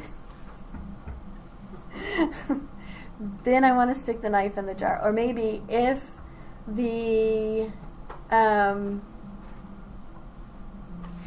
there is bread, if there is sliced bread or there's a bun, I'll have a peanut butter sandwich. So as long as I have one or the other, then I'm happy to continue. You could think of summoning the elevator on this floor. Yes. You could hit either button, and the elevator will come. So the elevator says, I'll come to that floor if somebody clicked the up button or the down button, then the elevator will come to this floor. So only one of those things has to be true. If both of them are true, it's okay too. So in the peanut butter sandwich example, if I'm happy having a peanut butter sandwich on sliced bread or a bun, what kind of person are you? You monster. No, sliced bread only. But if you're okay with having your peanut butter sandwich on sliced bread or a bun, if you have both, you'll still have a peanut butter sandwich. As long as you have one, you'll have a peanut butter sandwich. If you don't have sliced bread or a bun, though, you're not getting a peanut butter sandwich. Okay? So for or, if one's true and one's false, do I do it? Yes, it's true. If the first one's false and the second one's true, that's okay too. It's still true. But if both of them are false, then it's false. Okay? So that's the very basics, and those are the ones that you'll use most of the time. When we talk about Boolean algebra, when we get to discrete maths, we'll cover some other things as well. But typically, that's what you're going to use. Okay? I think this is variables. We talked about variables a bit already. I'm going to skip over that. Operators. Let's have a look at this one. So some do mathematical operations, addition, subtraction, multiplication, division. Does anybody know what the percent sign is in mathematics and computing? Modulus. Modulus, yes, remainder. So it gives you the remainder of the division operation. And it comes in handy quite a bit, surprisingly. Might surprise you, but it does. Comes in handy quite a bit. So for example, if I said, and in Ruby it's a little bit tricky. Let me see what I get. 4 modulus 3. Yeah, okay. So if I said 4 divided by 3, the answer would be 1, right, with 1 remainder. So that gives me that. Now let's pick something where both the answers aren't 1. So if I said 7 modulus 2, it's also 1, because 7 divided by 2 is 3 with 1 left over. Okay? So modulus gives you the remainder value of a division operation, which is pretty handy. Yes, see you, Sharon. So we also saw that we can use the addition and multiplication with strings. I think we can use subtraction. Let's try. Cat, I don't know if we can. No, that wouldn't make sense. Yeah. Cat minus, but if we can we say cat minus t? Nope, didn't let us do that. So we can use the plus, and we can use the multiplication with strings as well to concatenate. We can use Boolean algebra using comparative operators. Don't worry too much about that right now. And programming follows the order of operations. So we'll cover this when we do discrete maths too. Does everybody remember PIMDAS, the order of operations?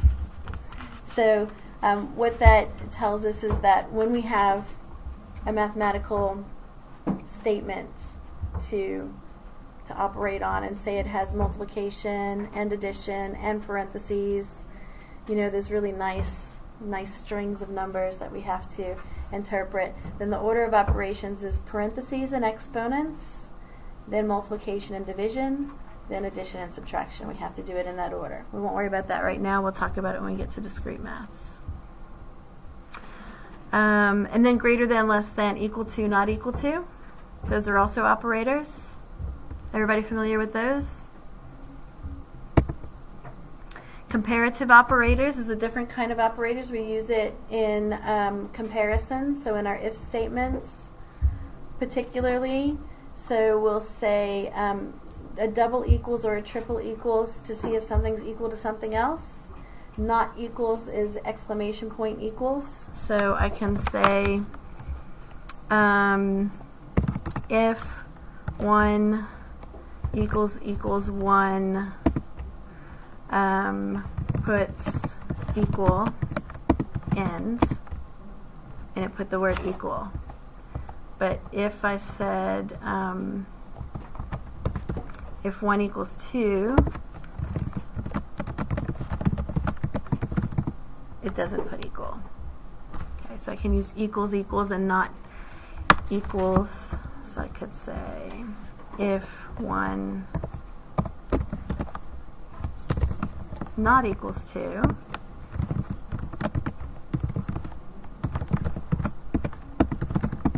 and it puts not equal. Okay. Greater than or less than,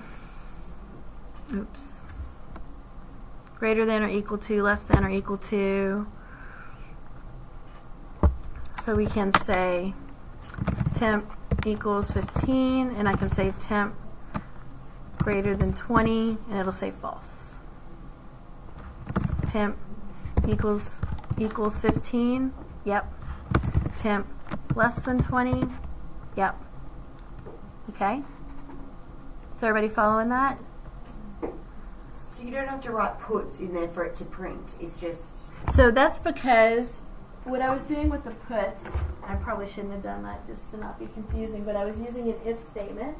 Yeah. And I was saying if this evaluates to true, only if, so when you use an if statement, the block of code inside of that if block is only going to execute when the conditional statement evaluates to true. Okay? So here I said if 1 does not equal true, or does not equal 2, that's going to evaluate to true, which means I'm going to execute what's inside of that block. Here what I'm doing is I'm just saying, I'm just printing out a statement basically, temp greater than 20. Well, that's going to return a Boolean value, a true or a false. So it's like the conditional part of my if statement. I'm just typing that in the console, and it's going to return true or false. It wouldn't actually print anything on the screen. What we're seeing here is the return value, because that's how IRB works. It just shows us the return value after the thing that we type in. Okay? So temp equals 15 returns true. So that's why I see true. Temp less than 20 returns true. So I see true get returned in IRB. Is that clear? Yeah. That was probably confusing. Thanks for asking that question. Thank you for that. So sometimes we need to join comparative equations. We can do this with and or. So in Ruby, we can say, for example, temp less than 20 and temp equals 15. That's true. Temp less than 20 and temp equals 14. What is that going to be? Because the second one is false. And for and to return true, both things have to be true. So that's going to return false. But if I said temp less than 20 or temp equals 14, then that's going to be true, because we only require that one of those is true. And in Ruby, we can use the words and or. I don't know of any other language that you can do that. I think Ruby is the only one you can use the words and or. In other languages, you would say temp less than 20 and a double ampersand. Ruby will let you do it that way too. That's fine. Yeah. So the convention with Ruby is that when you're evaluating composite conditionals, that's what we're doing here. We have two conditional statements. Temp is less than 20. Temp equals 15. Those are two different conditional statements, and we're composing those with an and or an or. Okay? So in those, Ruby says, the convention says, when we're using and or this way to combine conditional statements, we should use the words. It's just a convention, not a requirement. And when we're doing other things with and or, I'm not going to talk about now because it'll be confusing. Then we use the ampersands. So in other languages,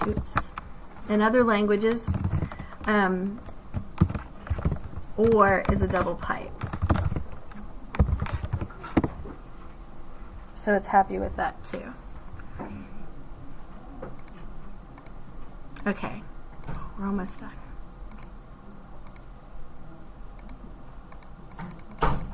We might stop. Oops. I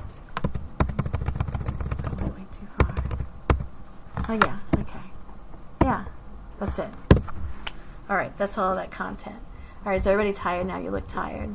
Yeah, that was hard. Was it hard? It was just a lot? Yeah? It's funny when you have like a lot of ands and ors together, and you've got to figure out like if da-da-da and da-da-da-da or and da-da-da and oh yeah, and or. Yes. And you're gonna wait a second. Yes. Yes, you got to be very careful with that, and try to avoid doing that when you can. Sometimes you can't though. Sometimes it's a bit unavoidable. Okay, so if you look in Canvas, I'm not on the right one, hold on.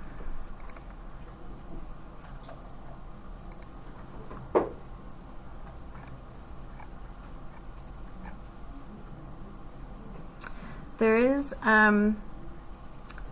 this one on Terminal and Running Ruby. I don't think there's much in here. Let's just have a quick look. Yeah, there's a little bit. It's basically what we did together today, and that little bit of an exercise that you did. It's very similar to that. So if you felt like you struggled through that a bit or it wasn't completely clear, definitely do this one just to cement it. Okay, and you should be able to do all three of these challenges. It's just like what we just did. Okay, but if you need to cement it, you should cement it. There's also a unit on data types and variables.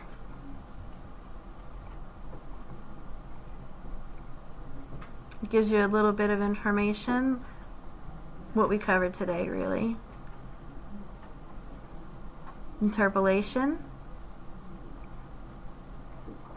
And then actually leave this challenge because this I think is basically like the morning challenge. So let's switch gears now, and I'm going to have somebody volunteer to pull down the morning challenge. I'm going to tell you how to do it. Okay? First thing that we'll need to do is everyone will go to this repository, and I'll take a volunteer.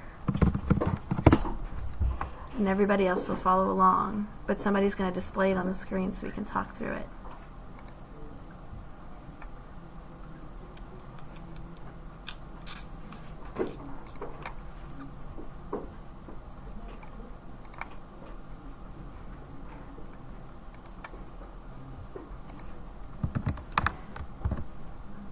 Okay, so I'm going to have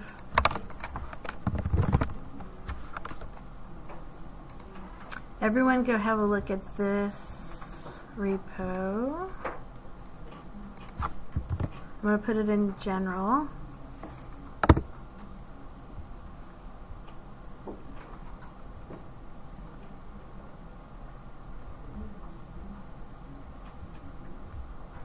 Who's going to be my volunteer?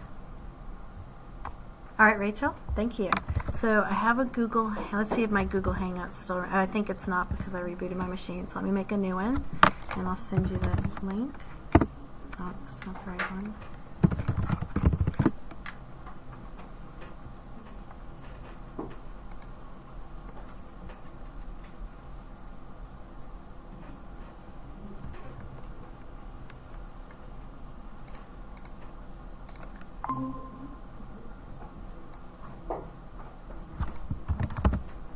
So in general, Rachel, if you'll join there.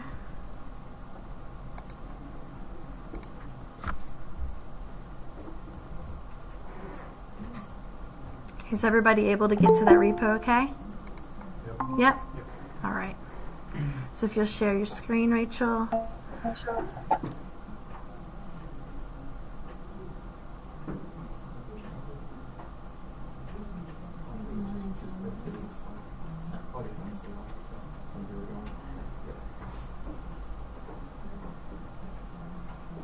All right, so if you look at the README, the instructions, number 1 says fork and clone.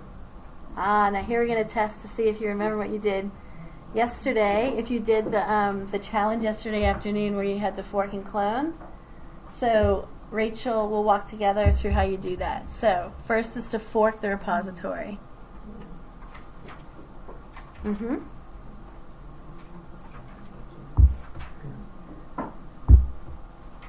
Perfect.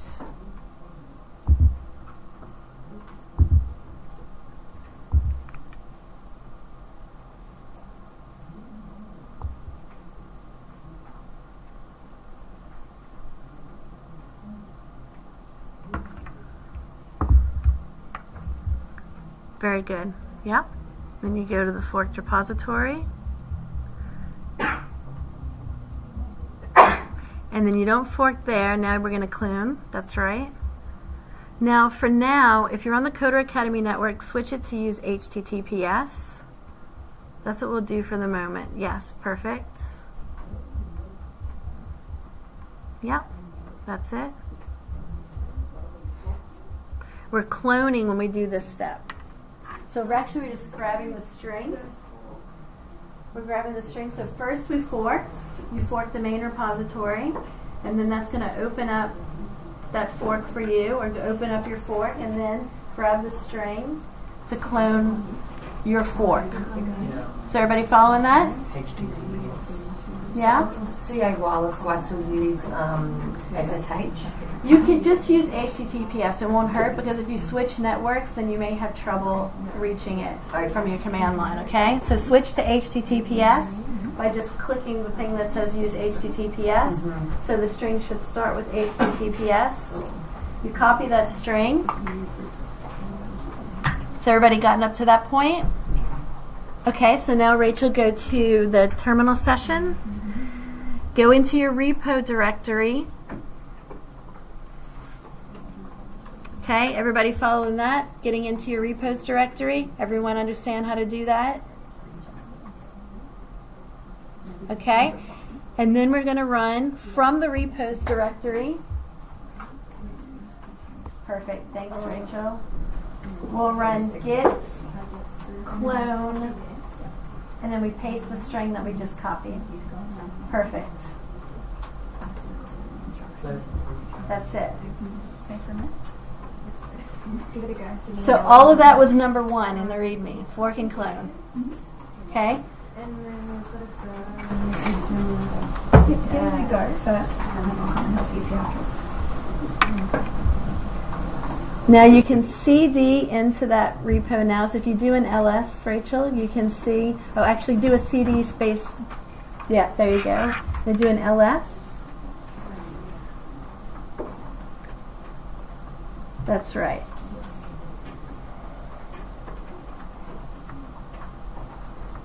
Perfect.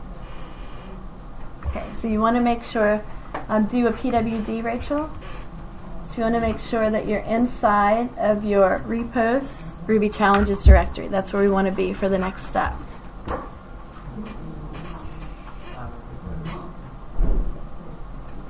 Everybody doing okay so far? What's up? Oh, sorry. No, you're okay. You're right, Tora? Okay.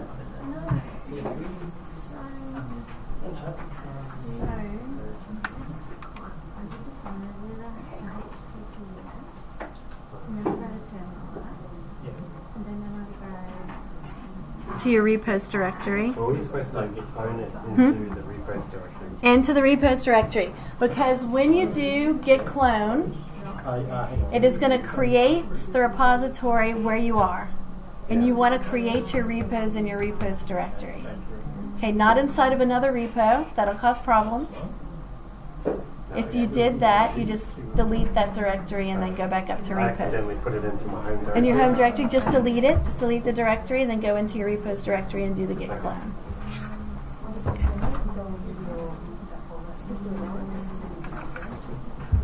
How are you guys doing back there at the back table? All good? You need help?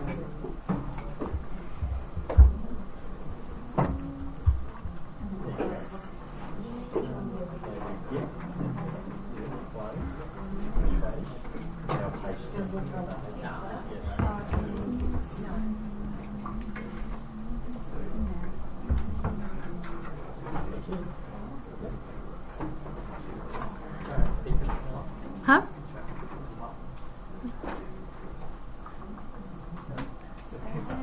Do you guys need a 5-minute break to like use the restroom and get some water or something? We've been going for a long time. Should they be cloning HTTPS? Yes, because until we sort the Coder Academy network, if they get on the Coder Academy network, they're not going to be able to pull and push over SSH. Okay? So just for now, use HTTPS.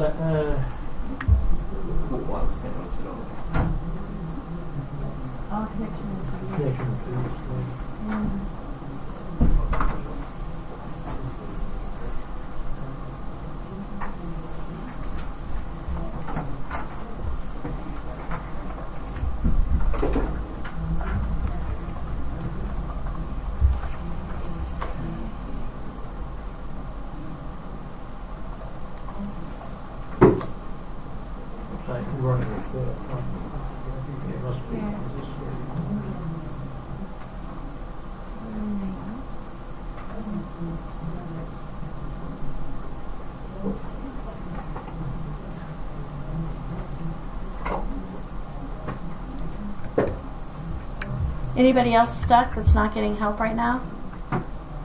No? With the challenges, what challenges are we supposed to be doing? Is it the ones that were in the slideshow you had up, or the one in Canvas? Canvas? So there is the challenge that is in the terminal IRB one in Canvas. Yeah, do those challenges. Okay? And then in the data types and variables, don't do that one. Instead, do this morning challenge, which we're going to practice pulling down together right now. So just use using the string. Just try that.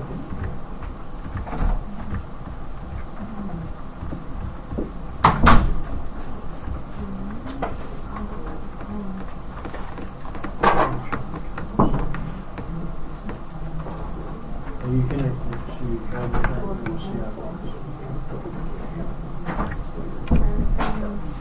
Try switch back to the CA one.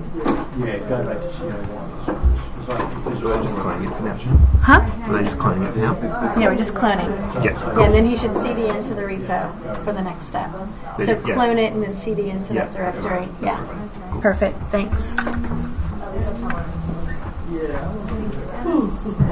It's two different things. Just do it else. Oh yeah, everything was colored. So C Ruby challenges. Just type RU and press A. So C. It's good to get everything using LS space LAH, which puts it in human readable format so you can see how big the files are. You just then make bytes or big bytes. You record that in a size list. Like ordered. Yeah, and they'll in some sort of, it'll say to you who gives you a bit more info about it. Okay, So okay. it's a nice bit of an easy way to use LS, because sometimes when you use directory, it's just lists the files on that. Right. And it won't listen down, just go it back. shows the size. So H is the size. No, H is human readable. S is size. Oh. Yeah. And L is list. So yeah. Okay. I mean LSL. I said S. S gives you size in kilobytes, I think. Yeah. LS-L will give you size in bytes. I'm trying to remember. So that looks like bytes to me. And if you do LS-S, I think it'll give it to you in kilobytes. Yeah. That's not right either. 8. 8, read me. I have to look it up. Usually I'll do LS dash. Just go LS space dash LAH. Yeah, try LS dash LAH. Oh, you got it. A will show hidden files. Yes, that's it. A will show you get files with the document or like a Git folder there. So that Git folder is where a lot of the Git stuff is. So and then you can see that the bytes, so the file size. So if you just go LS without the H, so LS LA. Yeah. If you do that, you'll see that the it just comes back as Oh. it doesn't have the bytes up. It doesn't have the bytes, so you don't know what the size. You have to know that it's bytes. Like I was just confused about if it's bytes when you or work on big kilobytes. files, like megabytes and gigabytes and Do you stuff. know what it is? Yeah, because otherwise you just get these big kind of numbers and you just go, I have no idea. What is that? The dot and the dot. The dot is this directory, and the dot is one directory up. That's what dot and dot are. I see what you mean. If you did, you have to do H. Did you do H? Yeah. Okay, it might be different possibly different in the shell that's on Mac. It's possible. So there are tiny differences between shells with arguments to commands like that. Okay, did you? No, I don't have. After doing it once, maybe L. Oh, yeah. You're listening, mate. You've got like Way total out. A. And mine's like You do total have the 1.0K. Is that What did I miss? Is that We were just looking at LS output. That's all. Yeah. All right. So if you clear again, Rachel, and then we'll have a peek at the README again in the repository. So you can look at it in code if you want and do preview, or you can just look in GitHub. It doesn't matter too much. So don't just cat it though, because it won't be nicely formatted. I mean, you can, but it'll look like this, right? It'll look like the markdown file. So we did fork and clone. That's what we've done so far. And we CD'd into the directory. Now we're going to create a link to this repo. So that's the master repo, okay? Because what you're going to do with the morning challenges is you have your fork, okay? And remember that your fork is a remote repo in GitHub in your account. And at the time that you created the fork, which was just now, it'll contain the history and the contents of the one that you forked. From now on, what you'll do is you'll pull down challenges from the Coder Academy repo into your fork. You'll work on the challenges, and then you'll push them up to your forked repo. Okay, so in your forked repo, you'll have all of your challenge work, so you can go back to it, and you can, in the last cohort, some students would go back and, refine their initial solutions or work on them. I'll ask you to share them sometimes. We'll ask you to come up here and walk through what you did with your solution, things like that, so you'll have a copy in your forked repo. So in order to pull down, though, from the CA repo each day, the new challenge, you need to create a link to the CA repo from your fork, from the local repository that's pointing to your fork right now. So to do that, we're going to add a remote link. We're going to call it upstream, just to switch things up. We used to call it morning, but we're just going to call it upstream. Okay, so from your Ruby Challenges directory in your repo, you're going to type git remote add upstream, and then here is the link to that repo. So I gave it to you in the README, but you could get it from GitHub the same way we just did.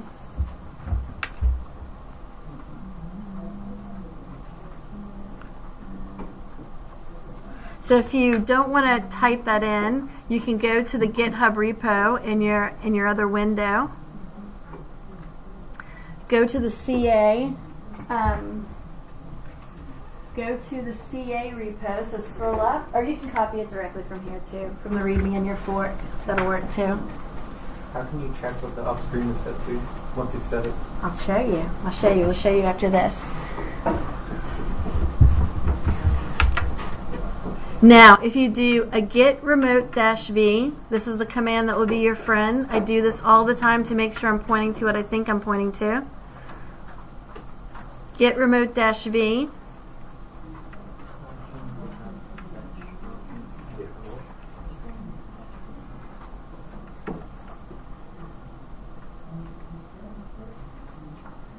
And we can see that. When was this one created? When was Origin created? Who knows? When you cloned it? When you cloned it. So when we did git clone, and the address to our fork, it created the Origin connection. Okay? So git clone always creates an Origin connection to whatever it is you pass into git clone. That address you pass into git clone, it creates an Origin connection to that. Now we just did a git remote add. We called it upstream. That's why it has the name upstream. And it points to the address that we gave it, which is the Coder Academy copy of that repository. Okay? Is that clear for everybody? What we have going on here? Cool. How do you get that link, Ruby Challenges link? Sorry, before it's in here. So you can go to the Coder Academy, click on that one, and then you can grab it from here. So that's the other way you can get that string. So if you forked a repo and you want to create an upstream connection to that repo that you forked, generally to pull from, okay, then you can grab the string from here and use that to do the git remote add upstream, and then the link. Yes. The V that you did there. Yes. Just like, what's that actually showing? Sorry, I missed that. That's okay. So -v in general with commands means verbose. Okay. Try it with just git remote, and let's see what it says. I think it just gives you the short names. So we have an origin and an upstream. But if I want to get the verbose output, which in the case of this command, git remote, tells me what connections are associated with those connection names. Okay. Okay? And also which operations are available through those connections. So I can fetch and I can push, although you're going to be stopped from pushing here. You can try. It'll let you try, but then it's going to say you're not authorized to push here. Yeah. Is upstream a keyword, or is that No. It's just an arbitrary name. Oh, okay. We can call it whatever we want. It's the name we're giving to this connection. And we specify it when we say git remote add.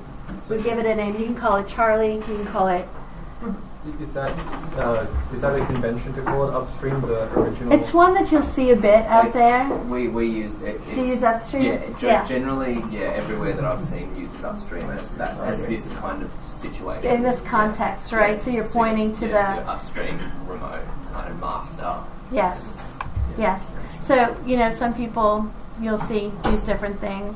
And sometimes you'll have connections to multiple repos. I'll give you an example. When you're working with your teams on your assessments and you're using this forking workflow, and we'll talk in detail about this, okay, next term. But when you're doing that, everybody's going to have a fork, right, of this master repo where you're storing your projects. Now, you need, of course, a connection to your own fork. That'll be origin. You need a connection to your master project repo, and that'll be upstream, okay? But you also need a connection to all of your team's forks if you want to do really meaningful code reviews, that's the way that I do it anyway, is that I create a connection to each person's fork so that when they raise a pull request, if I'm going to do a comprehensive code review, I want to do a little bit of testing as well. And so I will actually pull down from their fork into my environment and run the test myself, so that I feel like I have a level of confidence that I mean, it depends on what kind of relationship you have with your teammates. If you trust that your teammates have done adequate testing and you don't have to go to that extent, then, and it isn't necessarily a matter of trust. It could be the complexity of what you're working on or the time schedule you're working on, but as a general practice, I want to have a connection to my teammates' fork so I can pull down their code and even to look at it in VS Code myself. I want to pull it down to my machine so I can look at it with the tools that I'm used to using to look at code, the way that I have my VS Code set up with my extensions and my, So in that case, I would have a connection to each one of my teammates' forks and I would give it their name. So I'd say git remote add Anthony and the connection to your fork. Okay. And so I know when you raise a pull request, I'm going to pull down from the branch on your fork. And you can know the solution before they do. Yeah. That's right. That's right. What happens if you omit don't give add any kind of argument? Or? You have to. It'll make you. You have to? Yeah. Okay. Yeah. It'll make you give it 2 arguments. Okay, so that was step 2. All right, let's look back at the README. All right, so step 3, for each challenge. So this is what you're going to do every morning, okay? In the morning, you'll see that I'll create a morning challenges channel today before we go. You should join that channel. And in the morning, I or somebody else, one of the instructors, will say, we'll just put the branch name typically. Like on the first time we might say today's challenge is branch, but after that we'll just put the branch name. Okay? So we'll put the branch name, that's what's here. Challenge branch is the name of the branch. Don't worry too much about what a branch is and we'll talk more about that later. For now, just sort of follow the steps, okay? So what you're going to do is in your fork, so you're going to CD into the Ruby challenges, your local your working directory, where you are now, and you're going to say git checkout -b. -b says to create the branch if it doesn't exist. Actually, it says create the branch. If the branch already exists, this will give you an error. So we're going to say git checkout -b, and the first challenge, hold on, I'll tell you what it's called. The first challenge is called Ruby Intro, I think. 01_Ruby_intro. Hang on, and I'll paste that somewhere. So you can cheat and go see what they are and work ahead, but my advice is just wait and do the challenges as we give them to you. So I'm going to create this morning challenges. And this is what I would typically do in the morning. Oops. I'll put that in. Okay? So now, if we go look back here, so we're going to say git checkout -b, and we give it the name of the challenge. Yep. Now, if you run the command, so it tells you I switched to a new branch. So git checkout says switch to the branch that I tell you. -b says if that branch doesn't exist yet, create it. Okay? So now if you do a git space branch, this is another useful command. You can see now we have 2 branches. We have the master branch, which gets created by default. That's our default branch. And now we have this 01_Ruby_intro, and it's colored and it has a star next to it. Guess what that means? What does that mean? That's it. Yeah, that's where we are. That's where we are. So, now we've created the branch, okay? So let's look back at the README. Yep. So I did the checkout -b.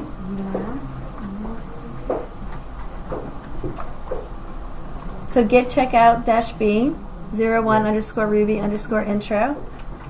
Yep. And then what's the problem, Vic? And then we get have to switch to, do we? no, that just as that gets printed out. So now if you run git branch, you should see something that looks like this.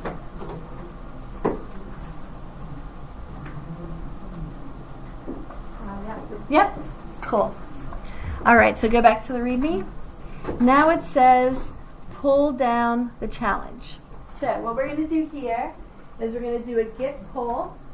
This --no--edit is going to keep it from opening a really annoying VI editor. Not annoying for me, will be annoying for you. Because you're merging changes into your local repository. And when you do that, it opens an editor that says, do you want to provide a message about this? You don't, okay? So to avoid that, because everybody gets confused about what they do when that comes up, just do it with a --no--edit, okay? Upstream is the connection we want to pull from, and 01 underscore Ruby underscore intro is the branch, the upstream branch that we want to pull from. And that is going to pull the code that's in that branch in the CA repository into your working directory. Okay? So that's what we're going to do next.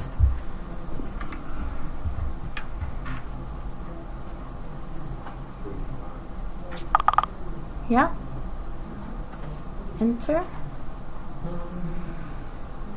All right.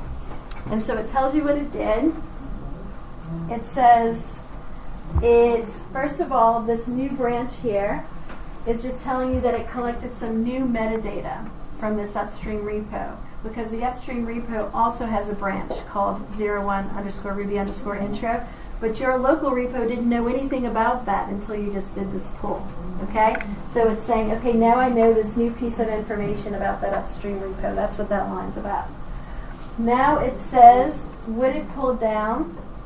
And it did it with a fast forward merge. Don't worry too much about that right now. We'll talk about that in term 2.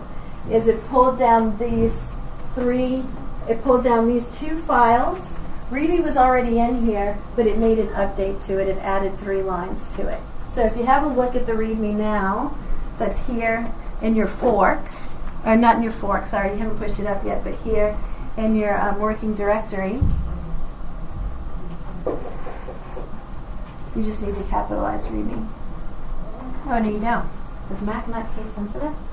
Mac shell? So look what was added. So go ahead and do it, open it in VS Code. Rachel, just do a code space dot here.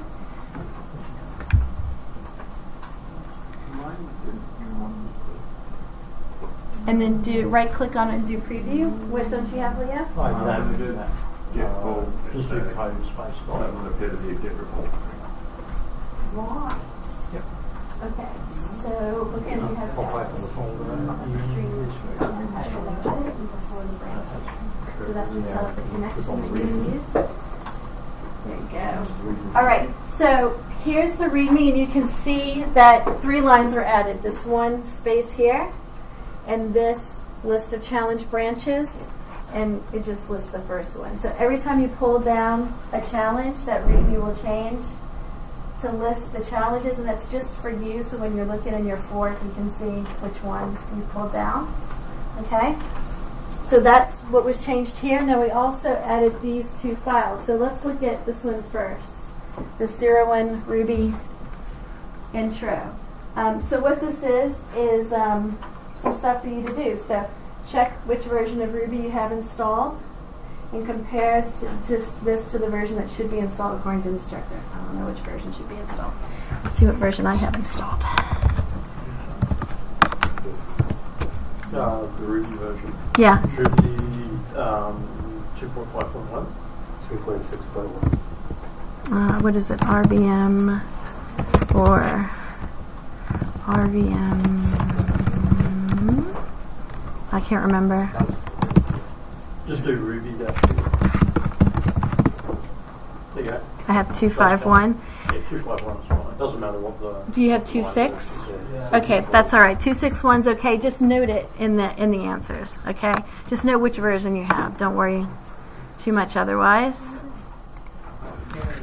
Okay, so if you just and you have 2.3.7, so we probably want to update yours. Yeah, we probably want to update yours too. So we'll talk about that tomorrow. We won't talk about that right now.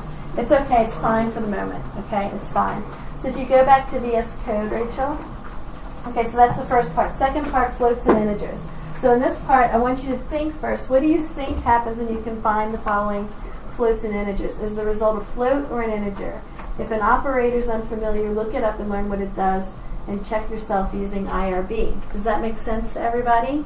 So just in IRB, you're just going to type these things, just like they are here, and see what kind of results you get. Strings, what do you think the output would be if you type these into IRB? Record the output you expect and the actual output that you get if it's different than what you expect. And then some calculations in IRB. How many hours are in a year? So this takes a little bit more thought.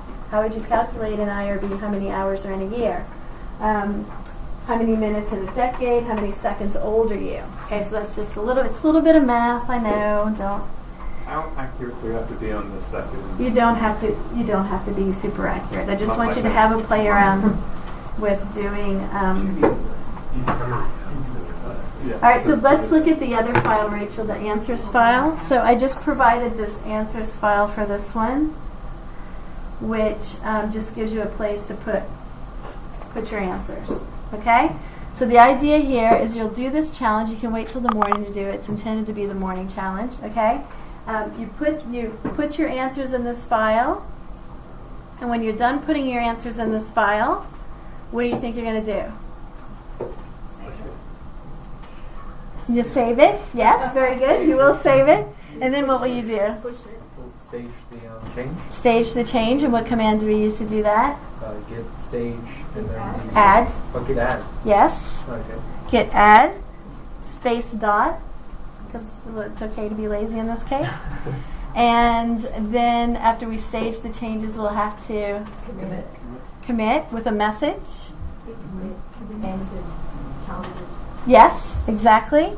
And then after we commit, that puts it into our local repository, but to get it into our fork, we'll have to push. And now when you push, what I want you to do is to push origin master. Okay? But let's look at the README again, just to make sure I didn't miss anything in those instructions.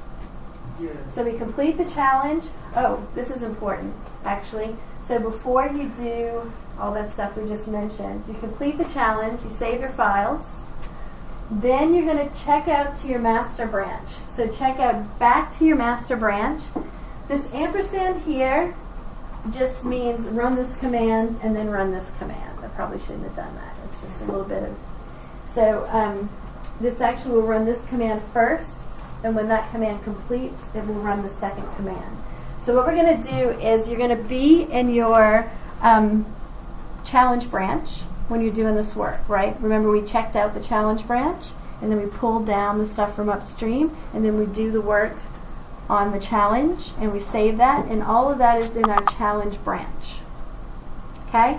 What we're going to do after we finish the work is we're going to switch back to our master branch. This is on our fork, our local repository. We switch back to the master branch, and then we say git merge in the name of the challenge branch. And what that does is it pulls the changes, what's different in the challenge branch from our master branch, into our master branch. Because let me show you what happens. Rachel, go back to your terminal. So do an ls. All our files are here, the ones we just pulled down. We're happy. Now do a git checkout master. Yep. Now do an ls. Ah! The files disappeared. That's okay. They're still there. They're just not in the master branch. Okay? Now if you do a git checkout 01_Ruby_intro. Sorry, 01. I said 01. I meant 01. Yep. Now do an ls. Phew. Okay, still there. All right. So they haven't gone anywhere. So go back to the README for me. So what we'll do here is we're going to check out the master branch. When we do this git merge, it's going to pull those files with whatever changes we made in them into the master branch, and then we'll see them when we're on the master branch. And then we're going to push to origin master. So in your forked repo, you're just going to keep everything in the master branch. Okay, you're going to push all of your work up to your master branch. We could actually delete the challenge branch after that, but I didn't put that in there, so we'll leave it for the moment. It won't hurt to have it there. Okay? All right, so if you just follow these steps just the way that it is here, after you make your changes, you'll be okay. I didn't tell you explicitly complete the challenge, check out master branch, and merge it. You still have to do the add and commit. Where do you do I don't that? have that here. Yeah, where do you do that? Do you do the checkout master first, or do you go git add? So do the checkout master. Let's try it now.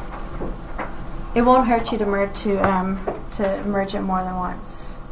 Oh, so you want us to do it? Yeah, go ahead and try it now, just so we can see what happens.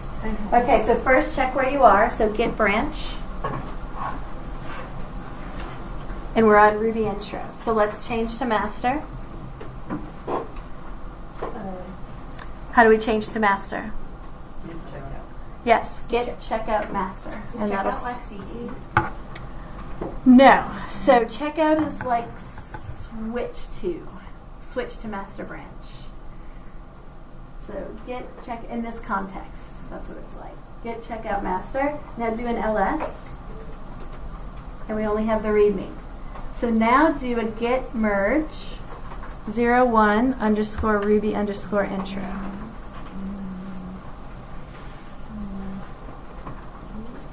And that pulled the files into master. Now you could, if you wanted to, at this point make changes and do add and commit and push. Okay? So you could at this point make your change. If you had made changes ahead of time, that would be okay too. If you made changes to those files, those would have been pulled into here. All right?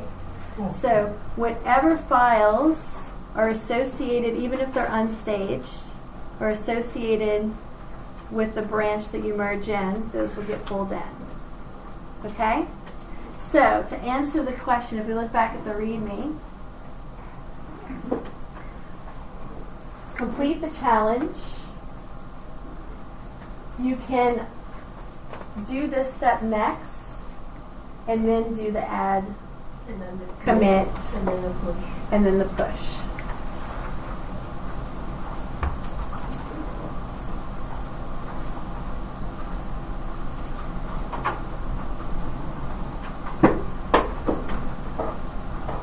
But I don't fully understand how to say. If you did the add and commit, don't worry that you didn't fully understand. I don't expect that everybody's fully understood that, because this is really we haven't gone over these concepts enough yet, and we will later. I don't want to get too bogged down into it right now. If you do the add and commit before you do this, it'll be okay too. Yeah. Just Okay. show us the mechanics of how to do the exercise. For the- Get yes. back up, You do and then the we'll git checkout master, and then the git merge, then you do the add and commit, Yeah, and then you push the master. push to origin master. And this is something you'll do hundreds and hundreds and hundreds of times, so you'll get the hang of it. That's right. So don't get too bogged down by it right now, and also Yeah. don't get bogged down by understanding exactly what's happening with this branching and merging, because we're going to talk about that in more detail later. I don't talk about it now because I don't want it. There's a lot to talk about for us to fully understand all of that, and it can be a bit overwhelming at this point. So for now, don't worry about it and just sort of mechanically do it. And I promise we're going to talk in detail about it, and you'll get very familiar with what's actually happening. Yeah. Thank you. By the way, stage is a built-in alias for add. Is and I've it? always been using stage. Have making that you? add alias. Right. Interesting. I didn't even know stage existed. So there you go. Instead of saying get add, you can say get stage. It's an alias for add. Did you know that? I didn't know that. I thought that was separate things. I didn't realise it was the same thing. Okay. Yeah. Really interesting. Well, I never use stage. I always use add. Always use so add. Yeah, stage is kind of the fuzzy thing in the background. Right. Okay, so you're mostly clear on what to do with this. You'll get to practice it in the morning, okay? And we'll have a morning challenge every day, so you'll get to practice it every day, okay? And when it goes wrong, which it may, then I'll help you get out of it, all right? And then you'll learn in that process too. And then, yes, Can you show us the code reviews that you were talking about before? I can, but we'll leave that for the moment too. So code reviews are related to when we're collaborating on something. And so what we would do is we would have our central repository or project repository. When we have done work in our fork and we've tested it and we feel good about it, we would raise a pull request on the project repository, okay, against our fork. And then we would expect at least 2 or all of our team members, depending on the case, to review that pull request, okay? And that process of code review is very important. That pull request process is very important, but it's another thing that we'll leave to later, just so that I don't overwhelm you guys with Git. Yeah, please walk us through. I will. So I'll do it probably in term 2. Okay, I probably won't do it now. I won't do it until before we have to do the Rails assessment, because that's the first time you're going to use that workflow. So about a week or so before we give you the Rails assessment to do, I'm going to do, last time it turned into a 5-hour Git discussion. We did it over 2 days because there's a lot to really understand what's happening, what you're doing. There's a lot. It's like an iceberg. It is definitely an iceberg. There's a lot to talk about and understand. So if I tried to do that right now, it would still either be I would just give you pieces of it and there would still be places that you were confused. Yeah. Or I'd have to try to give you all of it, and then you might run away and never come back. So we'll just wait until term 2. Sorry. That's all right. That's all right. Okay, so everybody gets to practice this in the morning. You can work on the morning challenge. Everybody was able to pull it down, though? Yes? Yeah? No. All right. All right. So we'll check on what's going on with you, Aaron. Okay, so for the rest of the day, it's quite late. It's after 4, but I would encourage you to stay and work on that Canvas challenge for which one was it? The terminal and the terminal one. Work on that Canvas challenge. It hopefully won't take you too long. Again, it's like what we did today during the lesson, but it's just going to help cement those concepts and get you more comfortable with that if you're not already. And then in the morning, when you come in, work on the morning challenge. Okay? If we have a quick look at tomorrow, what we're going to do tomorrow.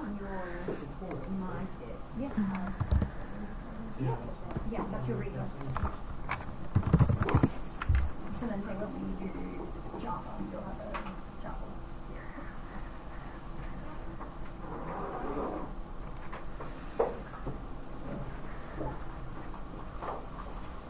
Tomorrow we'll look at control structures.